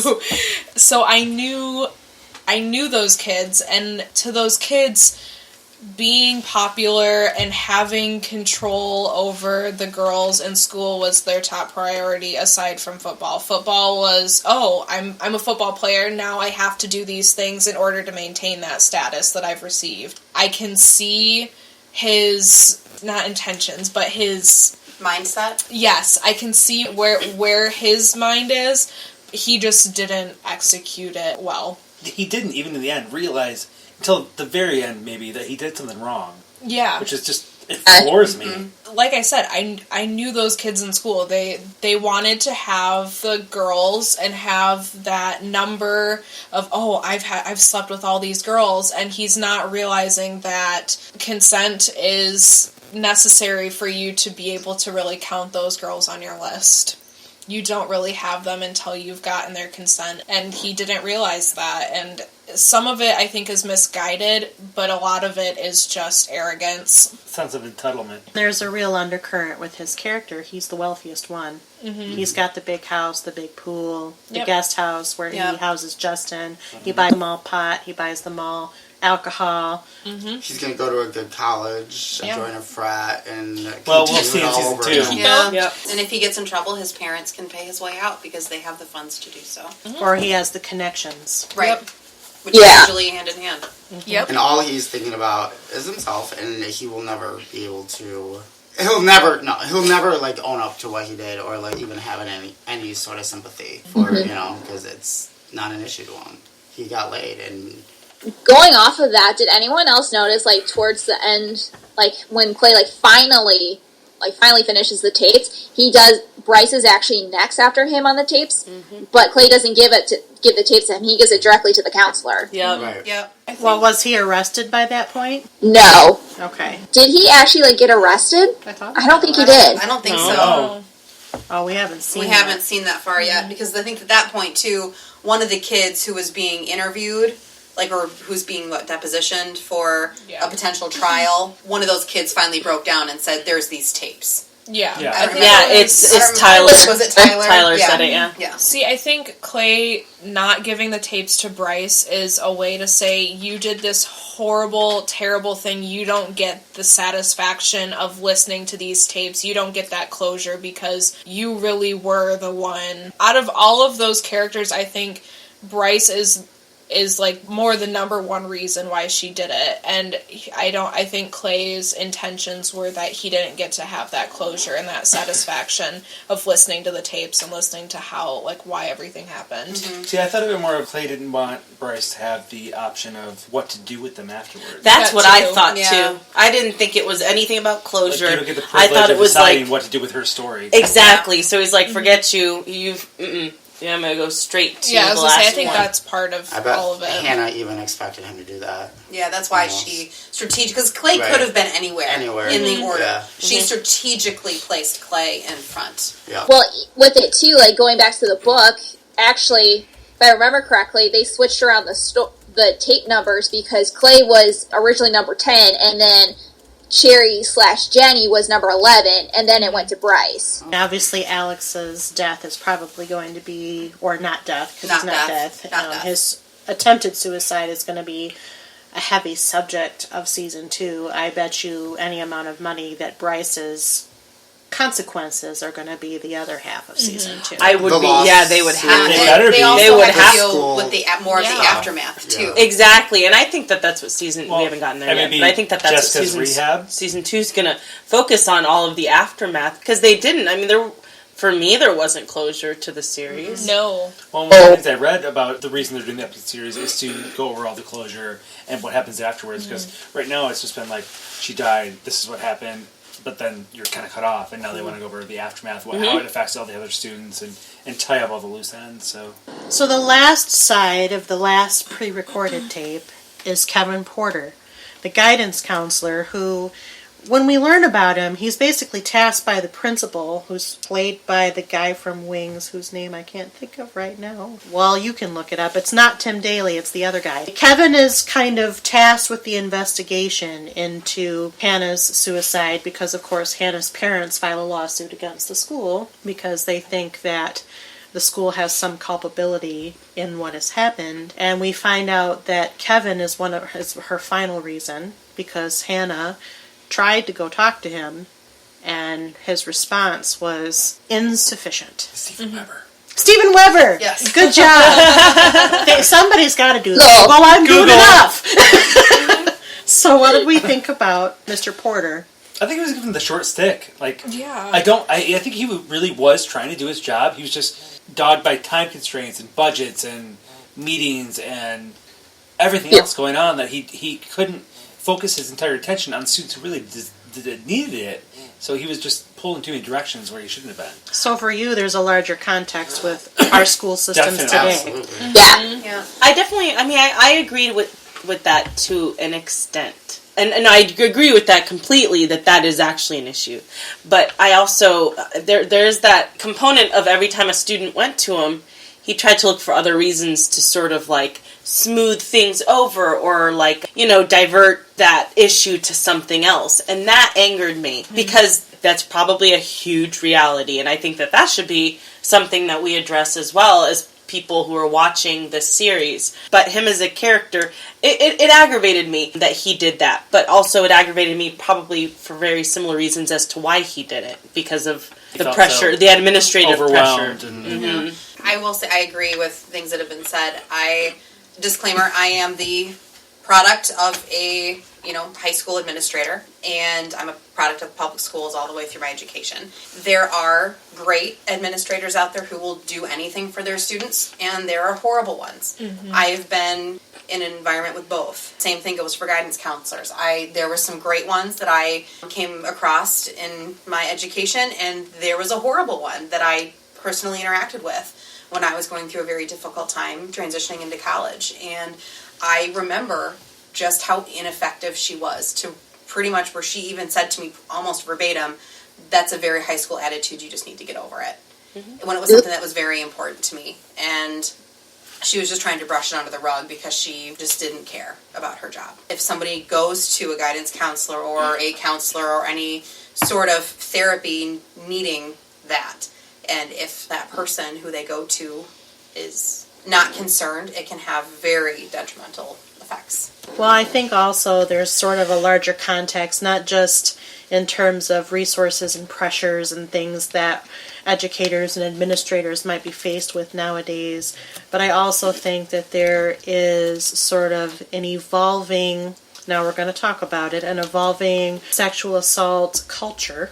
I mean, kids are having sex earlier. There's lots of exposure to kind of this aspect of sociology, I'm putting it nicely, much earlier, much more hyper-focused. Again, we already mentioned social media, which calls attention to it. I feel like there's a stopgap in terms of training educators and counselors and potentially administrators in how to handle something like this. And I think that's what the show is telling us, because Kevin, or Mr. Porter, is a very sympathetic character. I think, what was said was correct. People relate to him. He does look like he's trying to help. He might be inadequate to the task, or he might be succumbing a little to the pressure, but ultimately he is trying. You see his sense of sincerity. He goes home to his wife and to his baby daughter, and he's, completely like disconnected, and she's questioning him like, why were you there so late, what were you doing? And he's trying to say, I'm just trying to do my job, it's the job, it's help, and I think what this is telling us is that there are people who are out there trying but may not be given the tools. I think given the current social atmosphere with social media and television and film and music and everything today, I think our educators haven't been given the training to adapt to that. There's, in my opinion, I feel like they're still being trained for like my generation, the older millennials. I feel like they're still being trained before social media, and they're not being trained to help students in this new age, in this new era of this monster that is social media, because it's such... I was in New York a year and a half ago, and watching I was dealing with kids, and the kids there were talking, they were 12 years old and talking about sex and everything already, and it was mind-blowing to me, because when I was 12 years old, I didn't even know what that was. I've been in the mall lately watching girls 10, 12, 13 years old in Victoria's Secret. At that point, I was still buying my underwear at like Meijer and Target. Mm-hmm. And it's just this interesting storm, I guess, watching these kids grow up in our society today, and how everything is hypersexualized, and everything is just so different, and I don't think our educators are currently equipped to deal with that difference. They need this additional training. I hope that 13 Reasons Why gives them a reason to say, we need to know more about this. We need to know more so we can help students more, because this really, truly is an issue. Mm-hmm. And a lot of it, they're restricted by different laws and rules that they have to abide by. Like, that's why abstinence-only education is still in public schools. Even though teachers, they want to talk to their students to make them more informed. Yeah. If a student, when I was going through it, this is a very long time ago, our teacher, it was like 5th or 6th grade when we finally had this in our classroom. And for some people, that may have been too late. But the girls that were curious about a certain topic, they would ask our female teacher, and she said, I cannot answer that. I can only talk to you about abstinence. Yeah. And that's horrible, especially nowadays with kids having sex younger and younger. That was stated.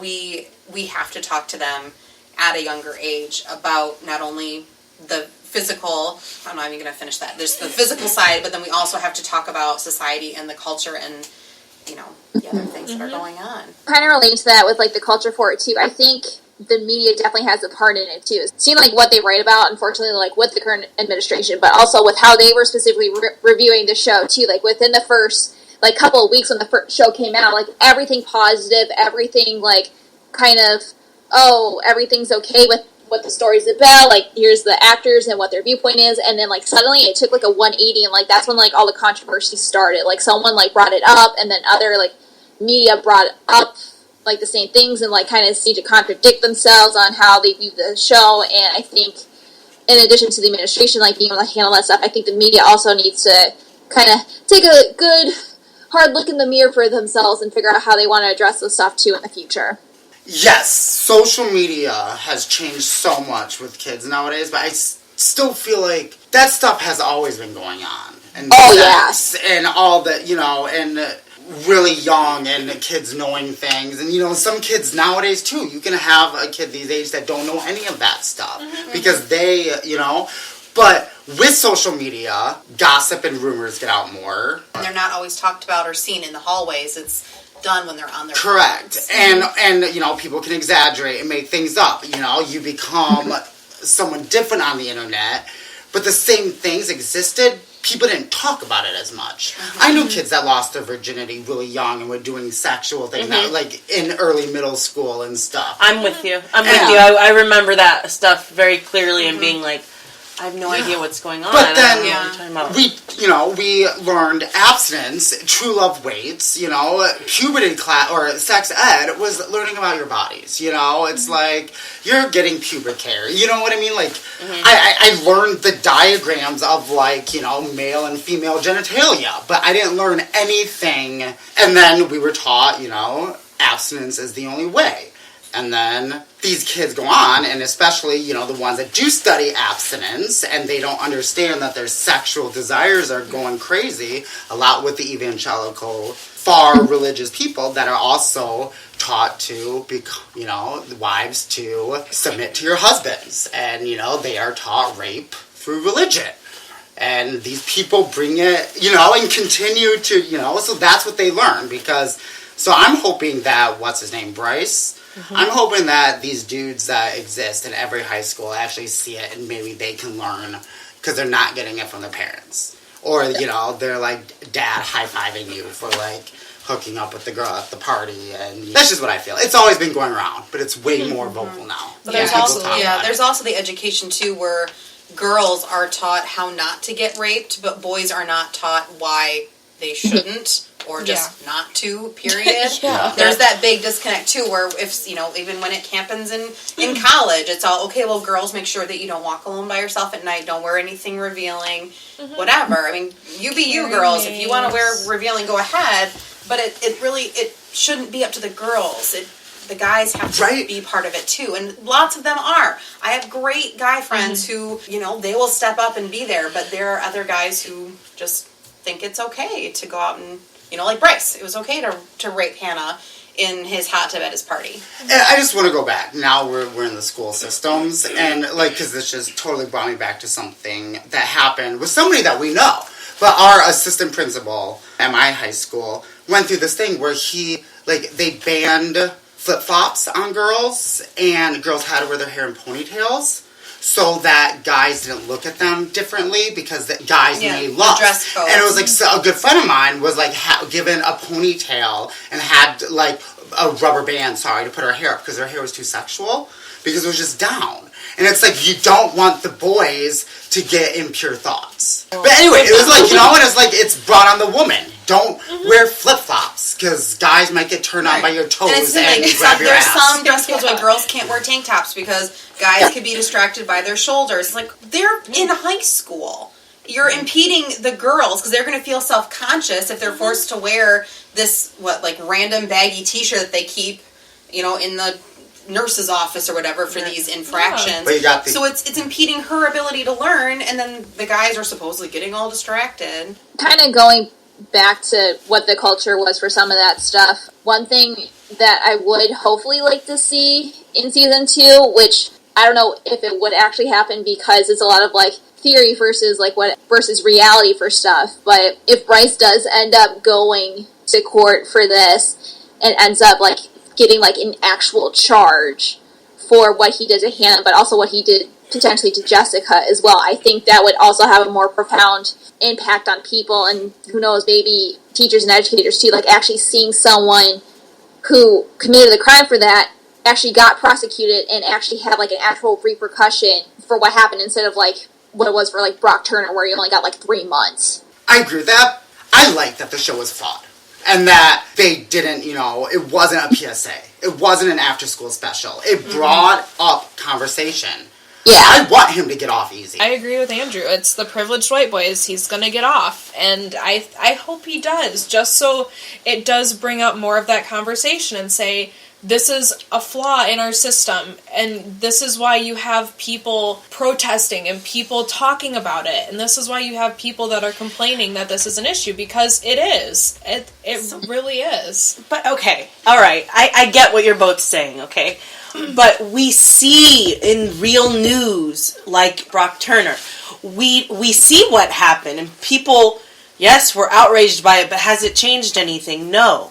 So I don't think that that's a representation we really need to see in television. I feel like for this particular show, we should see the negative. We should see him get busted and get and live some real repercussions and see what that is. I totally get what you're saying, and it's not that I don't think that that's a reality that we shouldn't represent, but we see it in the news. We see it in real life, and people are both outraged and also are like, well, that's the way it goes. Well, why? I don't think that should be. I don't know. I wouldn't care to see Bryce off scot-free without some sort of consequences or some way to impact the show. Well, I have a counterpoint. I don't have a strong feeling to either side. However, in response to you, Amie, yes, we do see it on the news, but this would be the first time we actually saw what he did before we saw him getting off. Okay. That's interesting. All right. I'll go with you there, and I will, keep that in mind when I watch season 2, because if he does get off, I'll need something else to anchor. If he does, it'll be for a reason, and I think that would be something that they would tread lightly, and that they would do it to where you would approve, you know what I mean? Because it would be for a purpose. It could be something where, yes, Clay got his confession, it's recorded, but Clay got it under false pretenses, duress, so it's admissible in court. Well, one last character before we actually hit on the other couple of controversies, and one we haven't actually talked about, except that she's the whole subject of the show, is Hannah Baker. We haven't talked about Tony. Oh, yeah, that one. Or Tony. Yeah. We haven't talked about Tony. I like Tony. I mean, I don't think you can really find fault with him. I think he ends up finding the fault in himself that we're supposed to end up finding with him. He honestly thought he was doing what his friend asked of him and honoring that. Yeah. And it's hard to think, what would you do in his situation, when presented with that request? Would you keep going and keep honoring I'm going to pass the 13 tapes around and make sure that especially Clay listens to them? Or are you going to do the quote-unquote responsible thing and turn it over to her parents or the authorities or whomever? Well, going off what Amie said earlier when we talked about Clay's intentions of skipping Bryce and going straight to the guidance counselor, I think Tony understood that. I think Tony knew that was what Hannah's intention was, and I think that's why Tony pushed Clay so hard to listen to the tapes. Granted, the other people just listened to them in one day in one sitting on their own, but I think that was a reason why he pushed it so hard, was because he knew that this needed to happen in order for everything to kind of finish that snowball effect and come to fruition and realize what needs to get done. Plus, he's Clay's only friend, really, other than Hannah, so I'm glad his character was there. Yeah. And he has some great taste in music. And cassette tapes. And Walkman. And cars. And clothes. I feel like Tony was very likable. Okay, just like you were asking about Bryce, is there anyone here who didn't like Tony? I think that we all kind of I love Tony. Yeah, I know Tony was wonderful. If you didn't like Tony, you probably liked Bryce. I think you're on the wrong panel. I know. Yeah. At first, I was kind of like, why does he keep popping up everywhere? Random that Clay, yeah. And then, as you figured it out, he was probably kind of like driving around. Oh yeah, there keeping he is. an eye on. Yeah, keeping an eye. Yeah, it felt like that For a friend way. Yeah. Sound like Tyler. They kept him very mysterious for a long while until they kind of introduced elements, and I was actually very happy to see moments in the show, in the series, where he would open up, or where there was a little bit of fault, or there was some confession going on. It just brought, okay, you are a real person. He just seemed so perfect at the beginning. And he still is. I think he's a great character. But he was a huge mystery to me for about half the season. So, what does everyone think that Tony's role in Season 2 is going to be? Because in Season 1, I dubbed him Guardian of the Tapes. That was how I saw him. And so Season 2, I don't know what he's going to do. He's going to a have witness to on a testify. trial? Yeah, I think he's going to be a big champion of justice for Hannah, just like Clay. And I think possibly Sky. I think he already has been, too. so I think he's going to continue. I think he's just going to continue, because he's been working really closely with Hannah's parents on finding out what's going on. Yeah. We might learn a little bit more about him, too, because we're just kind of scratching the surface. Yep. Hannah. Oh, who wants to open this can of worms? There are Is it good really a and... can of worms? Well, I mean, there are good and bad things about Hannah's character. Obviously, the bad things, we know some of them happened. There's also a discussion about, and I think we'll get into this a little bit later, maybe, about how she could, in some circles, justify or make suicide more accessible. Glorify it. Glorify, that's a good word, thank you. The other aspect that she could make it something that's less likely to happen, which I believe, because of the way they shot the scene, they shot it very raw, where it looked very painful, and you could tell that. So I think some people would look at it like, oh, I don't want to do that. But there are those other people out there who think, oh, she put these tapes out, and she's justified. Look how many people loved her and regret what they've done. Well, you're hinting at it, so I'll just come right out and say it. Probably the biggest controversy that has come out of this show, other than it could potentially trigger others, is it responsible social commentary or is it irresponsible revenge fantasy? I think it's both. Okay. Depending on who watches it. Personally, I think it's responsible social commentary. Okay. Yeah. Myself. I think it opens the discussion, and anytime there's a problem, the discussion is the first thing that needs to happen. I relate it as another article did, which I think I read this. I hope I'm not stealing it. If I am, I will admit to that it relates it to the AIDS crisis of the 80s, where silence equals death. If we don't talk about it, it's still going to continue happening. And so what this show has done is opened up a commentary. Here's my take. Revenge fantasy is what it is because the person who's getting the revenge is around to appreciate it. People who are calling it revenge fantasy do not understand what the definition of revenge fantasy is. How can this be revenge fantasy if Hannah is dead?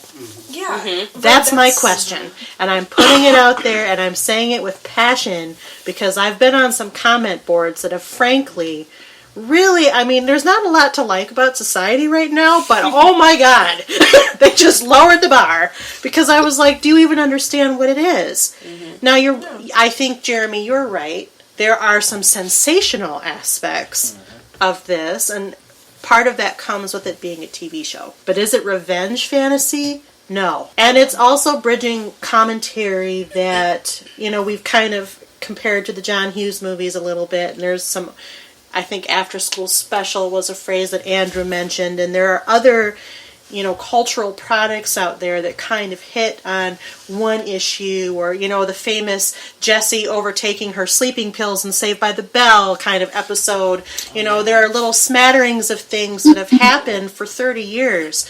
This is highlighting them all at once. Yeah. And I think that's what people are having a hard time with. The Brits have been doing it for a while with Skins, and they did it kind of better. Yeah. We often hear that, though, about the Brits. The Brits always do everything better. Yeah. Including their accents. Except for Shameless. Sorry. Like you said, though, it's highlighting it all at once, and I think it's important that they did do it because it's not revenge fantasy at all. Because Hannah's not there to watch everybody else crash and burn. She's not there to watch them suffer and realize the mistakes they made. And this is something that I think people are calling it revenge fantasy as a way to avoid the actual topic, because boom, yes, Emily, I can't even talk. I'm so passionate. I know. Yes, people are afraid to talk about it. People they're ignoring the fact that this actually happens and that this is how it happens. And I think that's why it's important that they did show Hannah actually commit. It's important that they showed her cutting her wrists, and it's important that they showed Bryce raping her. It's important that they showed Bryce raping Jessica, because these are things that are happening that people are turning a blind eye to. They're turning this away and saying, "Oh, that's not happening. It's all on TV. It's just television." Or even worse, doing it and thinking it's okay. Exactly. Because of role models that are out there. Mm-hmm. Yep, you can Google celebrities that have done X, Y, and Z, and all of these celebrities are getting attention still for horrible things that they've done, and so people are thinking, oh, it's okay. So that's why I think this show is important, is that they said this happens, they're shoving it in your face, and they're saying this is a real thing. I agree with that, and I actually think that is effective. It does garner the biggest, most passionate response from both sides. I really don't think that there's a gray area in any of the responses that I've encountered. And I've encountered people who I know personally who are like, what? I won't even watch it because it's so graphic, it's this and that. It's like, but it is. You're right. Life is graphic. It is. Mm-hmm. And it should be, because first of all, and it's a Netflix series, so you can choose to watch it or not. It's not on primetime television. Which arguably you can choose to watch or not. Yeah, exactly. But I mean, it's not easily accessible, if you will, if you're flipping a channel or something like that. Right, you have to choose to watch it. Yeah. So, yes, we see the rapes, both of them, and we see the cutting, which I personally knew was happening, so I skipped through it because I couldn't handle that. I saw the the start of it and after. I had my hand over my eyes. I just couldn't. But I knew that it was necessary. If you're going to have all of these, these issues and these topics, and all of them are the straw on the camel's back for this particular character, you got to show all components of it. You got to show, and also they didn't shy away from showing the use of alcohol and pot and how that is part of the high school culture and things like that. And I'm not blaming either of those things necessarily for other people's actions. I'm just saying they didn't shy away from any of the realities of what happens. Anyway, Yeah, that's... They made them more graphic, actually, as opposed to the book. In I was the going book, to say. she did pills. Mm-hmm. And I totally 100% agree with the choice they made of making her do a more violent death, because pills are not necessarily. They are more thought of as like a peaceful way to go. And they did a more graphic, violent way to go. And that's what people had issues with. But I'm with I think you. it was the right choice. I think it was the an right image choice. that stuck with you, Yeah. Yeah. For the the blood message in the they were trying to put bathtub, across. it's a good image in TV shows, apparently. But even in the books are told strictly from Clay's perspective, and you don't see any of the outside stuff like the alcohol and the drugs and the everything else. So I thought that was another very smart move on their behalf to I think really Clay was a little delve naive into that. about all that stuff. Yeah, absolutely. So in the book, it was told by his perspective, so he didn't see it because it wasn't a factor for him. Mm-hmm. I liked that, Hannah as a narrator, flawed, and when not everything was necessarily true because it was from her side. And I was we going to say that. the other sides too, so you can get another perspective. I thought these were individual characters, so they're not it's not like black and white, and I've heard in some controversies, and that's not how people with mental illness react. That's not, it's like, this is one person, you know what I mean? These are individual people, not two people are going to be the same. I could argue that she probably didn't have mental illness, and she is just a product of an undeveloped brain, high schooler, not understanding, and being overly dramatic. Yes, a lot of bad things happen that trigger, but I felt that it was all that led up to it, and it may not have had anything to do with mental illness per se, with her suicide. PTSD? Yeah, I would say PTSD is a significant factor. No, right, oh, yeah. You're just saying you could make the argument, right? Right, no, I'm just saying, with certain people's tapes, and with Hannah's, and a lot of it is, they were minor things. No, right. I agree with that part of it, yeah. But it was the most important thing. It was life or death. How can anyone else understand what I am going through? You know what I mean? Whereas other people that really have, these mental illness, and that's what they deal with, and suicidal thoughts. I feel like she was brought to it. You get what I'm saying? I don't know. The circumstances led up to the event. Yes. As opposed to an underlying condition leading up to the event. Yeah, as opposed to being depressed for 3 years. Yeah, I just felt that a lot of the controversy was that's not how they are. Or school counselors, psychologists. Mm-hmm. Yeah, or how, that's not how they react. They did this wrong. And to me, I was but who's to say they did it wrong? Mm-hmm. Because they're not, two people are the same. Yeah. Mm-hmm. That's just where I was going, sorry. No, I like how the way they did the show. And it elicited conversations and discussions for people to talk about. So without there being a season 2, if we just ended, I think that they did a very good thing. Because it brought up discussions. And it makes me even look at things different. And I want to give an example. I went and saw this play in Chicago a couple months ago. A very, very riveting play about the genocide of the said West African people in West Africa by the Germans.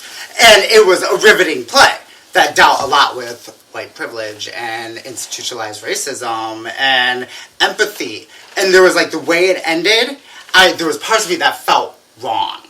And then there was that talk back where everyone could talk about it, and then it started to really click, and then you see the different sides, and that it started a discussion.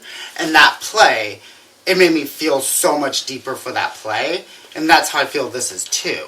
Whether you agree or disagree, it's good to bring up conversation. And I think the show made its point. Mm-hmm. And so that's why I disagree with most of the controversies, or, they should have done things differently, because I think they accomplished what they set out to do. Well, having been in theater for as many years as I've been in, typically the point of theater is to start a conversation, at least with most shows. I mean, you can't go to Beauty and the Beast and be like, oh, it started Some a of them are for conversation. entertainment, yeah. But Stockholm Syndrome. right? But there are shows like Next to Normal, Spring Awakening, like those shows that their intention was to start a conversation, and that's entirely what this show was. It was there to start that conversation. I agree, and I really wanted to just quickly piggyback on something you said, Andrew, which is where I was kind of going with the what do you think about Hannah question. You know, Hannah, she is a deeply flawed character. Mm-hmm. At times, you do not sympathize with Hannah. Mm-hmm. She's the focal point of the tapes, and you're sitting there talking to the screen saying, what the hell did you do that for? You know, because in many ways she made some mistakes. Not to say she, quote, brought it on herself, but actions she took triggered things that then turned around and happened to her. Yeah. Like, why in the world would you go to Bryce's party? Exactly. When you know what he did to Jessica. Or get in the car. Yeah, there was just a lot of things. It's not she brought it on herself, but it's as she's a smart girl. And why? Just, I would love to know the reasoning why. Yeah. Exactly. Yeah, and it's just... Bryce's party is a good example of that. I mean, if you were a high school student and your friend said, oh my god, I'm going to this huge party, you have to go. Yeah. And you already know that he already did this to somebody else. Yeah. That's the other piece of it. Yeah. I was like, why are you walking down the driveway? I know, right. but your first instinct as a high school student is, oh, I need to go to this party because I need to look popular, I need to look cool, I need that social standing. Or if you're not there, they're going to be talking about exactly. you. Like, what's going to go on if you're not Because wasn't her there. motivation like, oh, this is another fresh start for me? Everything about Hannah was, this is another fresh start. This is a fresh relationship. Yeah. So I get that, but it's just... Some of the things she did, and some of the reasons why she was mad at people and why they were reasons on her tape were frustrating to me, too, because I'm like, really? But they're her experiences. Exactly. Yeah. They're her perceptions. Exactly. And you have both sides of the story, which is the thing I think the show did the best. Mm-hmm. It presented both sides of the story, whether you agreed with them or not. And that's what I think the show needs to be given credit for, no matter how much it gets vilified. But the only other thing I want to mention, the only other controversy, and that's why I even put in just a little disclaimer before we started down this, is there's been a lot of talk about how the ideation and depiction of Hannah's fate would be a trigger for other people attempting or contemplating attempting this. I don't know if you want to get into that, but that's the other big controversy around it. The Netflix's response was to add stronger disclaimers to the top of the series. So if you watched it when it first came out in the first top, middle, and end now. Yeah. If you watched it when it first came out, there wasn't anything at the start of the show, but there was one before each of the episodes that you saw the bad things. Yeah. But now there's one at the start of the show. Oh, okay. It probably had to do with New Zealand, because they actually gave a rating, like a we have like TV 14 or something. Yeah, like TV 17, where their highest used to be for like 13. Mm-hmm. So like you go like a 13-year-old could watch R there. Paris Jackson, also Michael Jackson's daughter, she started a big social media crap storm because don't watch it. It's a trigger warning. They don't properly warn you about it. And psychologists jumped to her defense on that. I'd like to point out, too, that normally whenever something like that gets addressed on television or, like, shown on television, they include, like, numbers, or they have, like, a little PSA that talks about, like, if you feel like you have this, or you think you know someone that has this, you can talk to this person, or you can call this number. They didn't really have anything like that, even after they changed the ratings or the trigger warnings before the episodes. Did anybody watch the Beyond the Reasons, that little 30-minute thing afterwards? Yeah. I haven't watched that yet. I haven't watched it either. Do they address that? They talk about that. They say, if this is something that's going on in your life, there are ways that you can get help. So they did talk about that. I was going to say, I remembered them talking about something, but I forgot that there was the Beyond the Reasons. And if I'm not wrong, a lot of the actors do an outreach program to the community about stuff like this right now. Yeah, I was just going to say, there is something I know Kristen is doing that he posted about, where it's actually merchandise that you can buy to support. Christian Navarro plays Tony. Yes, Christian Navarro plays Tony, and that's what I was about to look up. But they're working with organizations, and he happens to be working with one of them, where you can support the cause, and half of the cause goes to like suicide prevention organization. I would be disappointed if season 2 didn't do more of that, the PSA stuff, the outreach. What I really hope is that they show Hannah's parents getting involved with stuff like that and really incorporating it into the show and not necessarily just putting it at the end of every episode or what have you, but I hope it shows them like really getting involved in that as well. Represent.com. So for 2 weeks, they're selling these Stay Humble t-shirts, hoodies, crew necks, and so forth. And the proceeds go to help the American Foundation for Suicide Prevention. Kind of relating to the trigger warnings too, have people asked you, like, if, like, you know someone that has gone through that stuff, and they're asking, like, if they should watch the series? Just, like, hypothetical, but, like, how would you tell them, like, if they should watch this series or not? Like, would you recommend it for them? Would you tell them, like, maybe read the book first before you dive into the series, or how would you address that? Because I've had a couple of instances where some Facebook friends have asked about 13 Reasons Why, but they've had some triggers, whether, unfortunately, them or someone they knew got raped, or their sibling committed suicide, and people kind of jumped the gun on them saying, like, don't watch this, like, it's not going to help you at all, when they haven't even watched the series themselves. Thank you for bringing that up, because that's something I wanted to bring up as well. I think some of the naysayers some of them haven't actually watched the series. I know some of these naysayers who are like, oh, I watched an episode or two and they're glorifying suicide, without watching the entire series. I think there is an element that the argument can be made that it feels like it's romanticizing suicide, but if you're not looking at the entire component, you're not seeing that it's also a social commentary on how we treat each other, how teens are treating other teens, how actions have consequences, and speaking on bullying and mental illness and suicide prevention and rape prevention and consequences of all of those things. So I think that there's a grander thing that we've addressed, that this show has addressed. So to somebody, and I have said this, and I've had other friends who have said this as well. You know, we know people who have had those responses. Well, I don't want to watch it because I know somebody who committed suicide, and I don't like the way they're representing it. I've only watched a few episodes. And I had a friend who read the book, who's of the generation where the book came out in, you know, when she was in 8th, 9th, 10th grade, whatever, who watched the entire series in one night and said, you have to watch it. It's not just about glorifying suicide. It's not about that. It's about these other things that I have just mentioned. It's about how we treat each other. It's really a commentary on that. Yes, there are those triggers, and I think there should be those trigger warnings. But I think it's important to tell people, to explain that it's also these other components. And if you can sit through that, and if you can see that they're trying to tell this story from a book that was written a decade ago, that it's entirely up to them. But I would be forthcoming with, this is really what I feel they've highlighted, versus it's just about a girl who committed suicide and passed out some tapes. I agree with that. I think focusing on the larger context is really the way to recommend the show. You're kind of bridging into the would you recommend question, but I want to get a couple of these questions out, the standard first look questions. This is Brian Yorkie's first creation, TV show creation, his adaptation of the book. What did you think of this first time out, and would you watch other shows he creates? Yes. Yes. Definitely. Yeah. I've never read the book. I haven't read it yet, but I'll say yes. Yeah, Well, he didn't I write haven't the read book. it either, He didn't write the book. He adapted it. But I never read the source material, is what I should say, I think based this on what he show adapted is it on. better than the book, and that is Absolutely. something that you will rarely hear me say. Yeah. Yeah. Well, Clearly a good showrunner. the book is it's just the surface of all of it, and the show really is taking that dive off the deep end of the pool and really deep, like diving into the meat and bones of the whole book. Well, I found maybe if I listened to it like audio version, it would have been different, because I like the Hannah narrative. It just made it like tie in together, make it more real.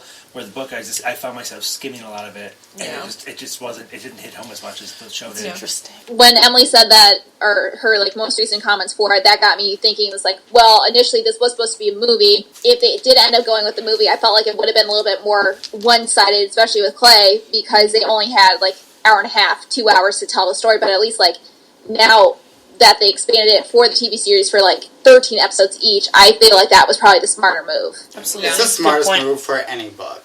Like, just Yeah. do a miniseries on HBO or Netflix, and it'll be a much better adaptation. Because you can explore and you can actually dive into the Absolutely. layers that a book would have. Yeah. Sure.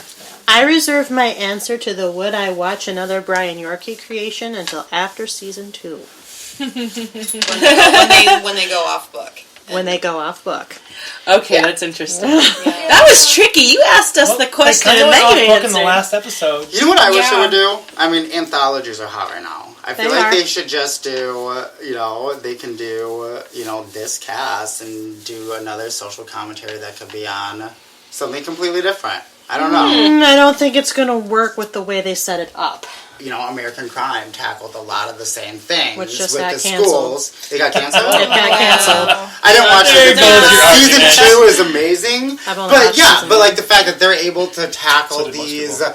issues that are going on, and then the next season it's completely different. I like it. I was gonna say it's kind of similar to even like American Crime Story, the Brad Falchuk and Ryan Murphy series that they're. That's an anthology series, Yeah. too. Yep, and I was gonna say it's kind of along what you're saying though too, where they take like a specific crime and they move forward and do another one like they did. O.J. Simpson, and the next one I don't remember what the next one is. I think they're talking about like Hurricane Katrina, if I'm not mistaken, which seemed odd to me. But I see where you're going, where that could be interesting. But I agree with Kylie, where I don't think it would work. All that reminds me of is American Horror Story. The actors stay the same, the story's different. Well, That's yeah, what it so- is. That's yeah. who pioneered And the should be concept. different. And I guess it's Yeah. just because, I don't want it to get ruined. You know what I mean? So it's like, that's what I would Yeah. prefer. I mean, understand. like, come on, like, Prison Break should have stayed that mini series it was meant to stay. One. Right. That's That's what I'm saying. It was supposed to be like 12 episodes. It was like, oh, it's a hit. Like, we got to make a real series, and then it ruined it for me. That's why I reserved my answer till after season 2.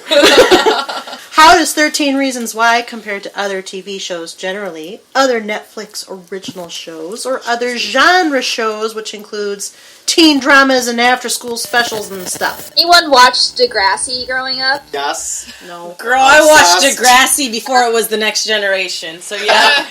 Technically, I So- did too. I think I'm slightly middle too school. old. You're not. You're not actually. Well, I Tanya did Griffin watch was it. in. Some of I think it was like writers or producers from Degrassi ended up like talking with the media about the show for 13 Reasons Why, because usually for Degrassi they do address some of those issues too, but granted, since it is on like primetime TV for Canada, but also for before it was on like Nickelodeon or Teen Nick, before it got moved to Netflix, they had like it took them years to like figure out how they wanted to address those stories on Degrassi, to figure out where it's like, okay, what's the appropriate way to do this without obviously like causing more triggers than necessary, and making sure we have the right resources for it and that we tell it accurately, as opposed to for 13 Reasons Why, where everything obviously gets slammed at you like all at once. I feel like, granted for Degrassi, like if you're a little bit younger, I feel like that's a little bit more effective way to go through it, at least like to introduce you to the topic. But like as you get older, like maybe around high school age, maybe a little over 16, I think you need it like up front like that,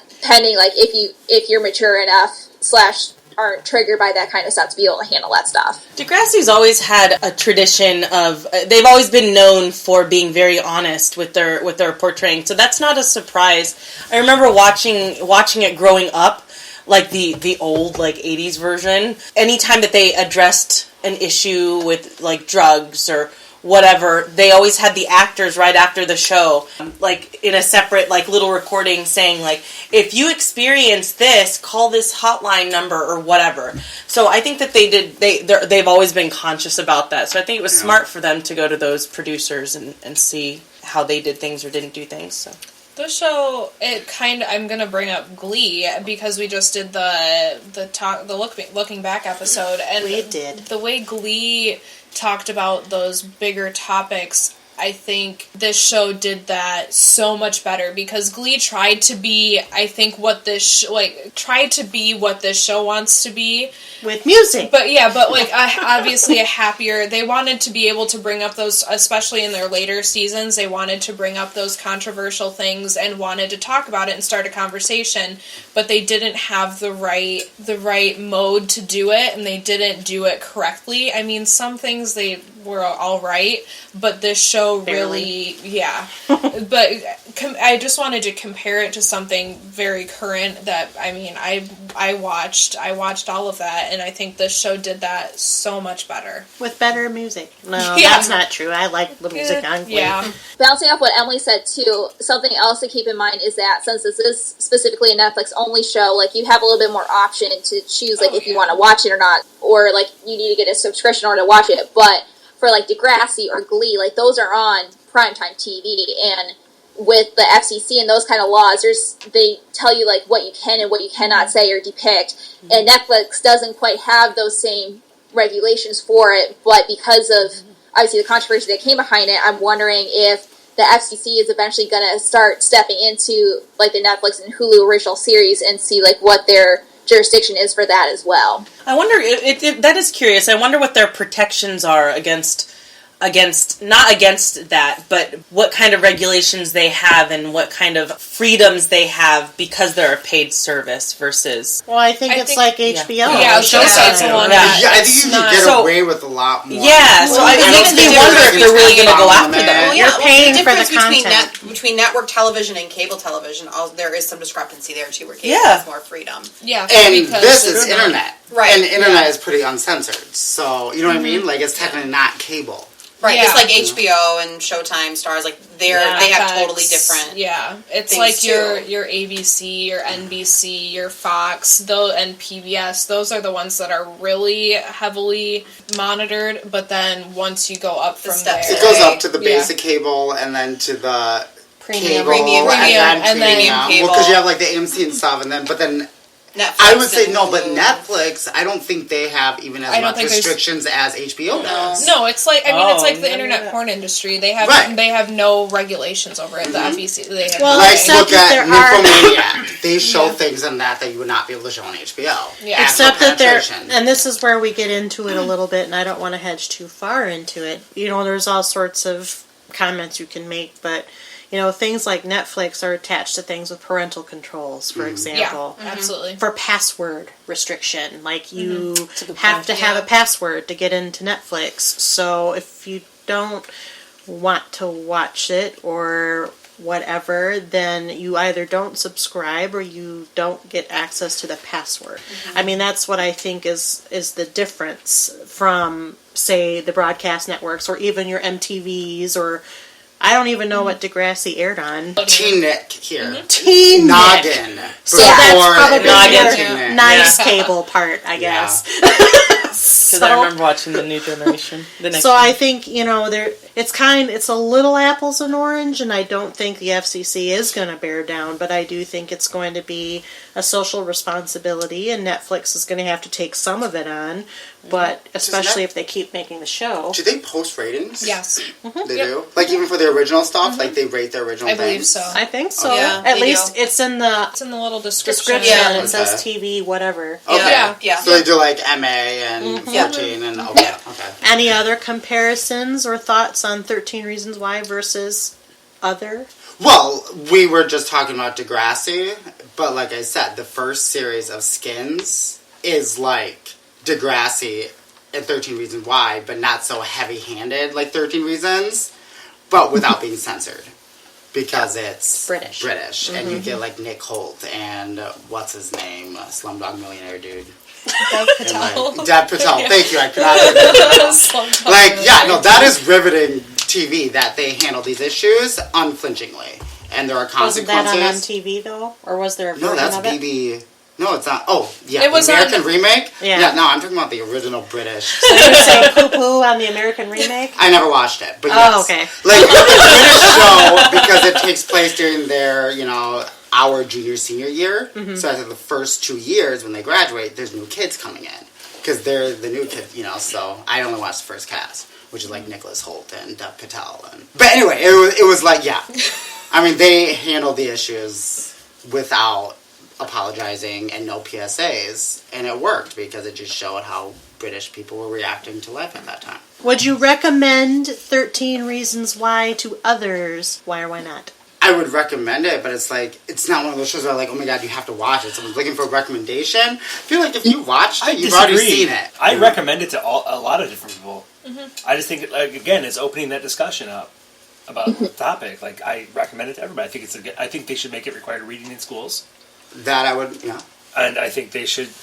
If I was an English teacher, I would make it required reading, and then I would make the show required watching. Maybe not one particular episode, but that might not pass in the school boards. I would recommend it, but I would also tell people to watch with caution. I'd say this is an honest depiction of society and our high school students right now. So watch it, but watch at your own risk.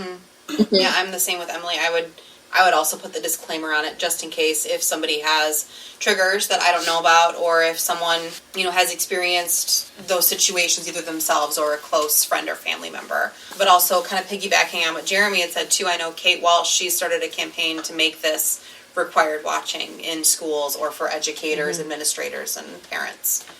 So I think that, again, would be a step in the right direction. I agree with that. For me, I talked with some of my coworkers about this because they have kids that are around like 11 or 12, and they've actually like accidentally stumbled upon the show by accident, and their kids started watching it, and the parents had like no idea what it was. So granted, now that parents are a little bit more aware, they said, okay, don't watch this just because I want to read this book first before we talk about this or that kind of stuff. But I think for me to recommend this show, like, I would have to, like, know the person, realize, okay, I think you should watch this. However, I know you, I know your experiences. Watch this with caution. But also, I would not recommend watching this all in one sitting. I know normally for, like, Netflix shows, like, the concept of binge watching is very popular. But for this show, for people I would tell to watch it, whether or not they did have triggers for it or not, I would not recommend binge watching it in, like, 1 or 2 sittings. I think if I were asked, what do you think of 13 Reasons Why? Should I watch it? I would answer yes. Probably with the disclaimers that people have already mentioned. Yeah. I don't know that I would just walk around and say, you should watch 13 Reasons Why. Oh, definitely not. Which isn't to say that I don't think the show is good. I think I've touched on why I think the show is good. And I do agree that it starts conversations, and those conversations are worth having. However, at the same time, I also feel like what's happening right now is the show is getting so big, and it's so controversial in terms of, I mean, Jen, I think you were the one who hit on sort of the media coverage of it. I feel like anybody going into it right now that I say, watch 13 Reasons Why, is going to come in with these preordained expectations. Whereas I walked into it knowing zero about it, and it was far more impactful. Same. Agreed. Same. So I think my role in the conversation is not to overhype the show. If somebody came up to me and said, 13 Reasons Why, should I watch it? I would say, as long as you're okay with graphic depictions, very in-your-face, very honest, real talk about social issues affecting teens and adults, and showing certain subjects, yes, watch it. It's good. But right now, if I were to just be like, watch 13 Reasons Why, it's just the best commentary that there ever has been about this stuff, I think people are then set up to want to not like it. And come in with predisposition. Yep. And I didn't really have any answer to how it compares to other shows because I think it's unique in a lot of ways. Yeah. I do think, some these other comparisons you guys have made, like Glee and Degrassi and Skins, they're all shows that have tried to tackle topics, but this is the first one that's really done it the way it's done it. Yeah. So it's kind of hard for me to even, I always throw out those questions, but I don't know that I have enough background to say this is what it is compared to the others. But now we know there's a season 2 coming. That's confirmed. We don't know the release date yet, but we know it's coming. Are you going to keep watching? Yes. Yes. So. Yes. I hope so. I'm hoping they don't stop it. Questions. I need to know what happens. Yeah. Like, I need more. There's so much that's been No left. closure I want for closure. me. And I don't have closure, and it better provide that for me personally. I hope that season 2 is it, though. I don't know. I mean, honestly, that depends on where season 2 goes, but I hope that if in the way that we're hoping it goes, with the way it's going to close up a lot of loose ends, I hope that season 2 is where it ends. I hope they don't try and stretch it out for the sake of money and the sake of the publicity and the popularity and everything. Cultural hype. Yeah, exactly. I hope that they I get that. That they say, this is what we've said, what we need to say, and this is it. It's like when Supernatural said it ended at season 5. Yeah. That is on the Supernatural podcast, which we already have. I'm still salty about that one. I will say, I really hope with season 2, I want to see more of the aftermath of what happens when someone commits suicide and actually dies as a result of it. But I'm also very interested to see, in Alex's case, what happens when you try and it does not succeed. I don't want to say succeed, but it doesn't happen. It could be one of the can of worms. Yeah, having seen the aftermath of what happens when someone does commit suicide, I want to see more of that. I've seen it in my life. I want to see it represented in this show. A question that I have, it's kind of a superficial question, but the tapes, the cassette tapes and the device of that. Happens. Well, yeah, it was the device around which the art direction, like look at the opening credits, which I loved. I do too. Each of the opening credits ended with a silhouette of a cassette tape and the number of the episode or the number of the side. I'm wondering if we're going to see a copycat cassette tape situation that materializes, like with Alex. Polaroid. Or Polaroids, that's right. There were a lot of Polaroids. Why are those coming back? I don't know. Why are they started making Why were they film popular in the again. first place? I know they Got rid did. of the film for a long time. I Because they, now now People they like have the these- nostalgia. They have the instance camera too, where it just immediately prints it with no ink. and kids are nothing. getting a hold of it. They're Yeah, like, they what, love it. pictures that you can hold? I mean, yes. everything is coming around. I love it. I'm not gonna lie, I love it. The one thing also that I am nervous about was part of the marketing for this show. One of the taglines is "Why would a dead girl lie?" And so now that there's been talk about how are they going to integrate Hannah into season 2, because she is still going to be a factor, whether it's through flashbacks or it could be through, if one of the kids is on the stand telling their version of events, they could show an alternate version, and then we would have to wonder as an audience which version is true. Yeah, I saw an article about that actually. Yeah, and so I don't want it to turn, especially with Bryce, if Bryce is brought to trial. I don't want it to be a he said, she said, which normally happens in trials like that you've read about that have been in the media. But that's because that was used in season 1, I'm really nervous if it's gonna play in season 2. Is there anything else that you want to say that we have not covered about 13 Reasons Why, season 1? The fact that the people that are playing high schoolers don't even look like they're in high school. They look so much more like high schoolers than the high schoolers Than a in lot of TV them. when we were growing up. Yeah, hello. I think these are the best looking high schoolers. Because you can't have a contract with somebody under 18. There's But that. also, I think it's nice that they are a little bit older, because it'd be really hard to put this on like 16, 17-year-old, on high school juniors. It'd be a lot to put on those actors. Oh, yeah. And so I think that, they're ridiculously good looking and they're a little older than they should be. And have way more thought time. But I thought it was they believable. need to have the maturity to deal with it and to be able to mentally step away. Yeah. So it's not so heavy on them in their everyday life. The one thing that really bothered me in the production design was the tattoos on all of these high school students, because they were so tatted up. understand why there was so many tattoos. I was like, so parents are letting incredibly these tatted. people get tattoos. You're supposed to be 18. Yeah, I was going to say, I 16 didn't get my with parental first until... consent. Yeah. That's what I just Yeah. said, Andrew. Parents are letting them. Tattoos are just becoming more prevalent. Somebody today asked me if this was a tattoo.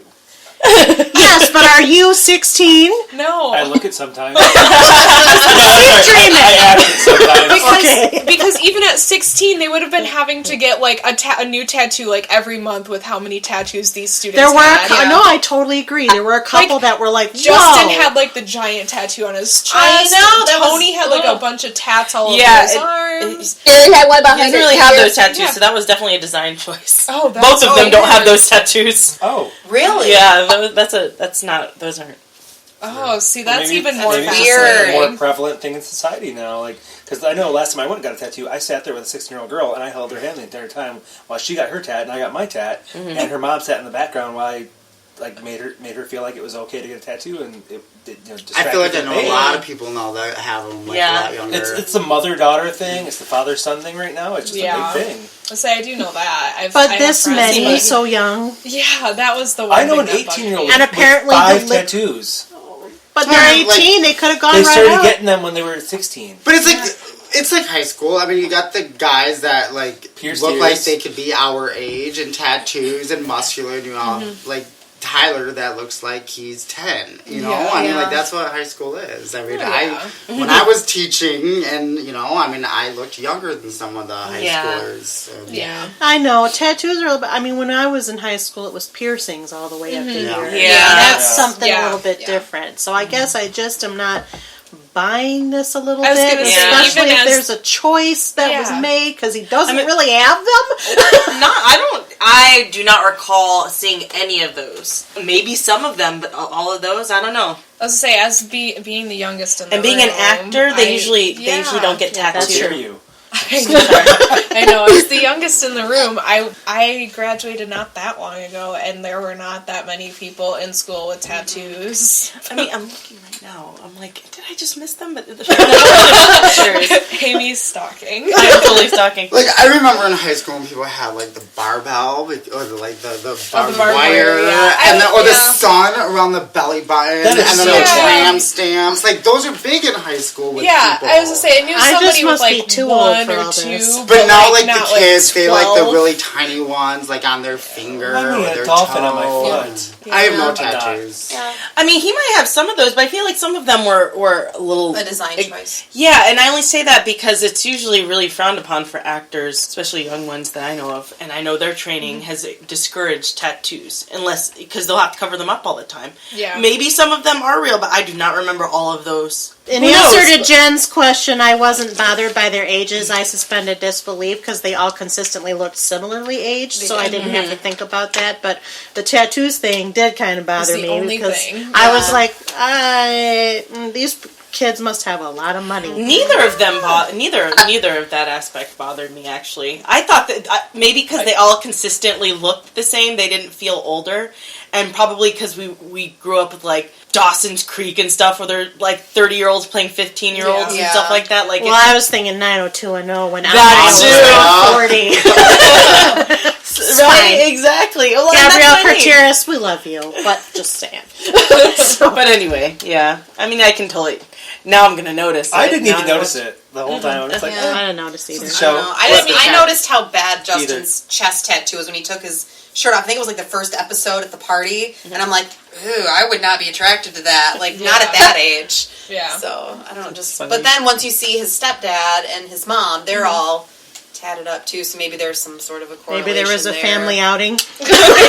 And a rare moment of them getting along. I What I'd like to do at this time is thank Andrew, Amie, Emily, Jeremy, Kristen, and Jenn for joining me for our inaugural panel covering the wildly popular and, of course, controversial, as we've mentioned, 13 Reasons Why.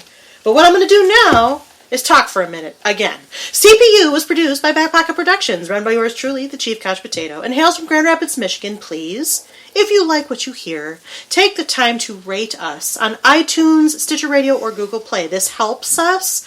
It lets people know that we're out there, especially if you like listening to us. We know we have fun talking. You can also comment on YouTube. We're over there too. It's all audio. You're watching a still picture. I'm sorry, but you can at least put it on if you want to. We can spread the word more effectively if you do. If you have suggestions and shows we might consider, contact us at our website, couchpotatoesunite.wordpress.com, via email at couchpotatoesunitepodcast@gmail.com, or via Facebook and Twitter. Though, of course, as you know, we're adding new and old shows to chat about around the water cooler all the time.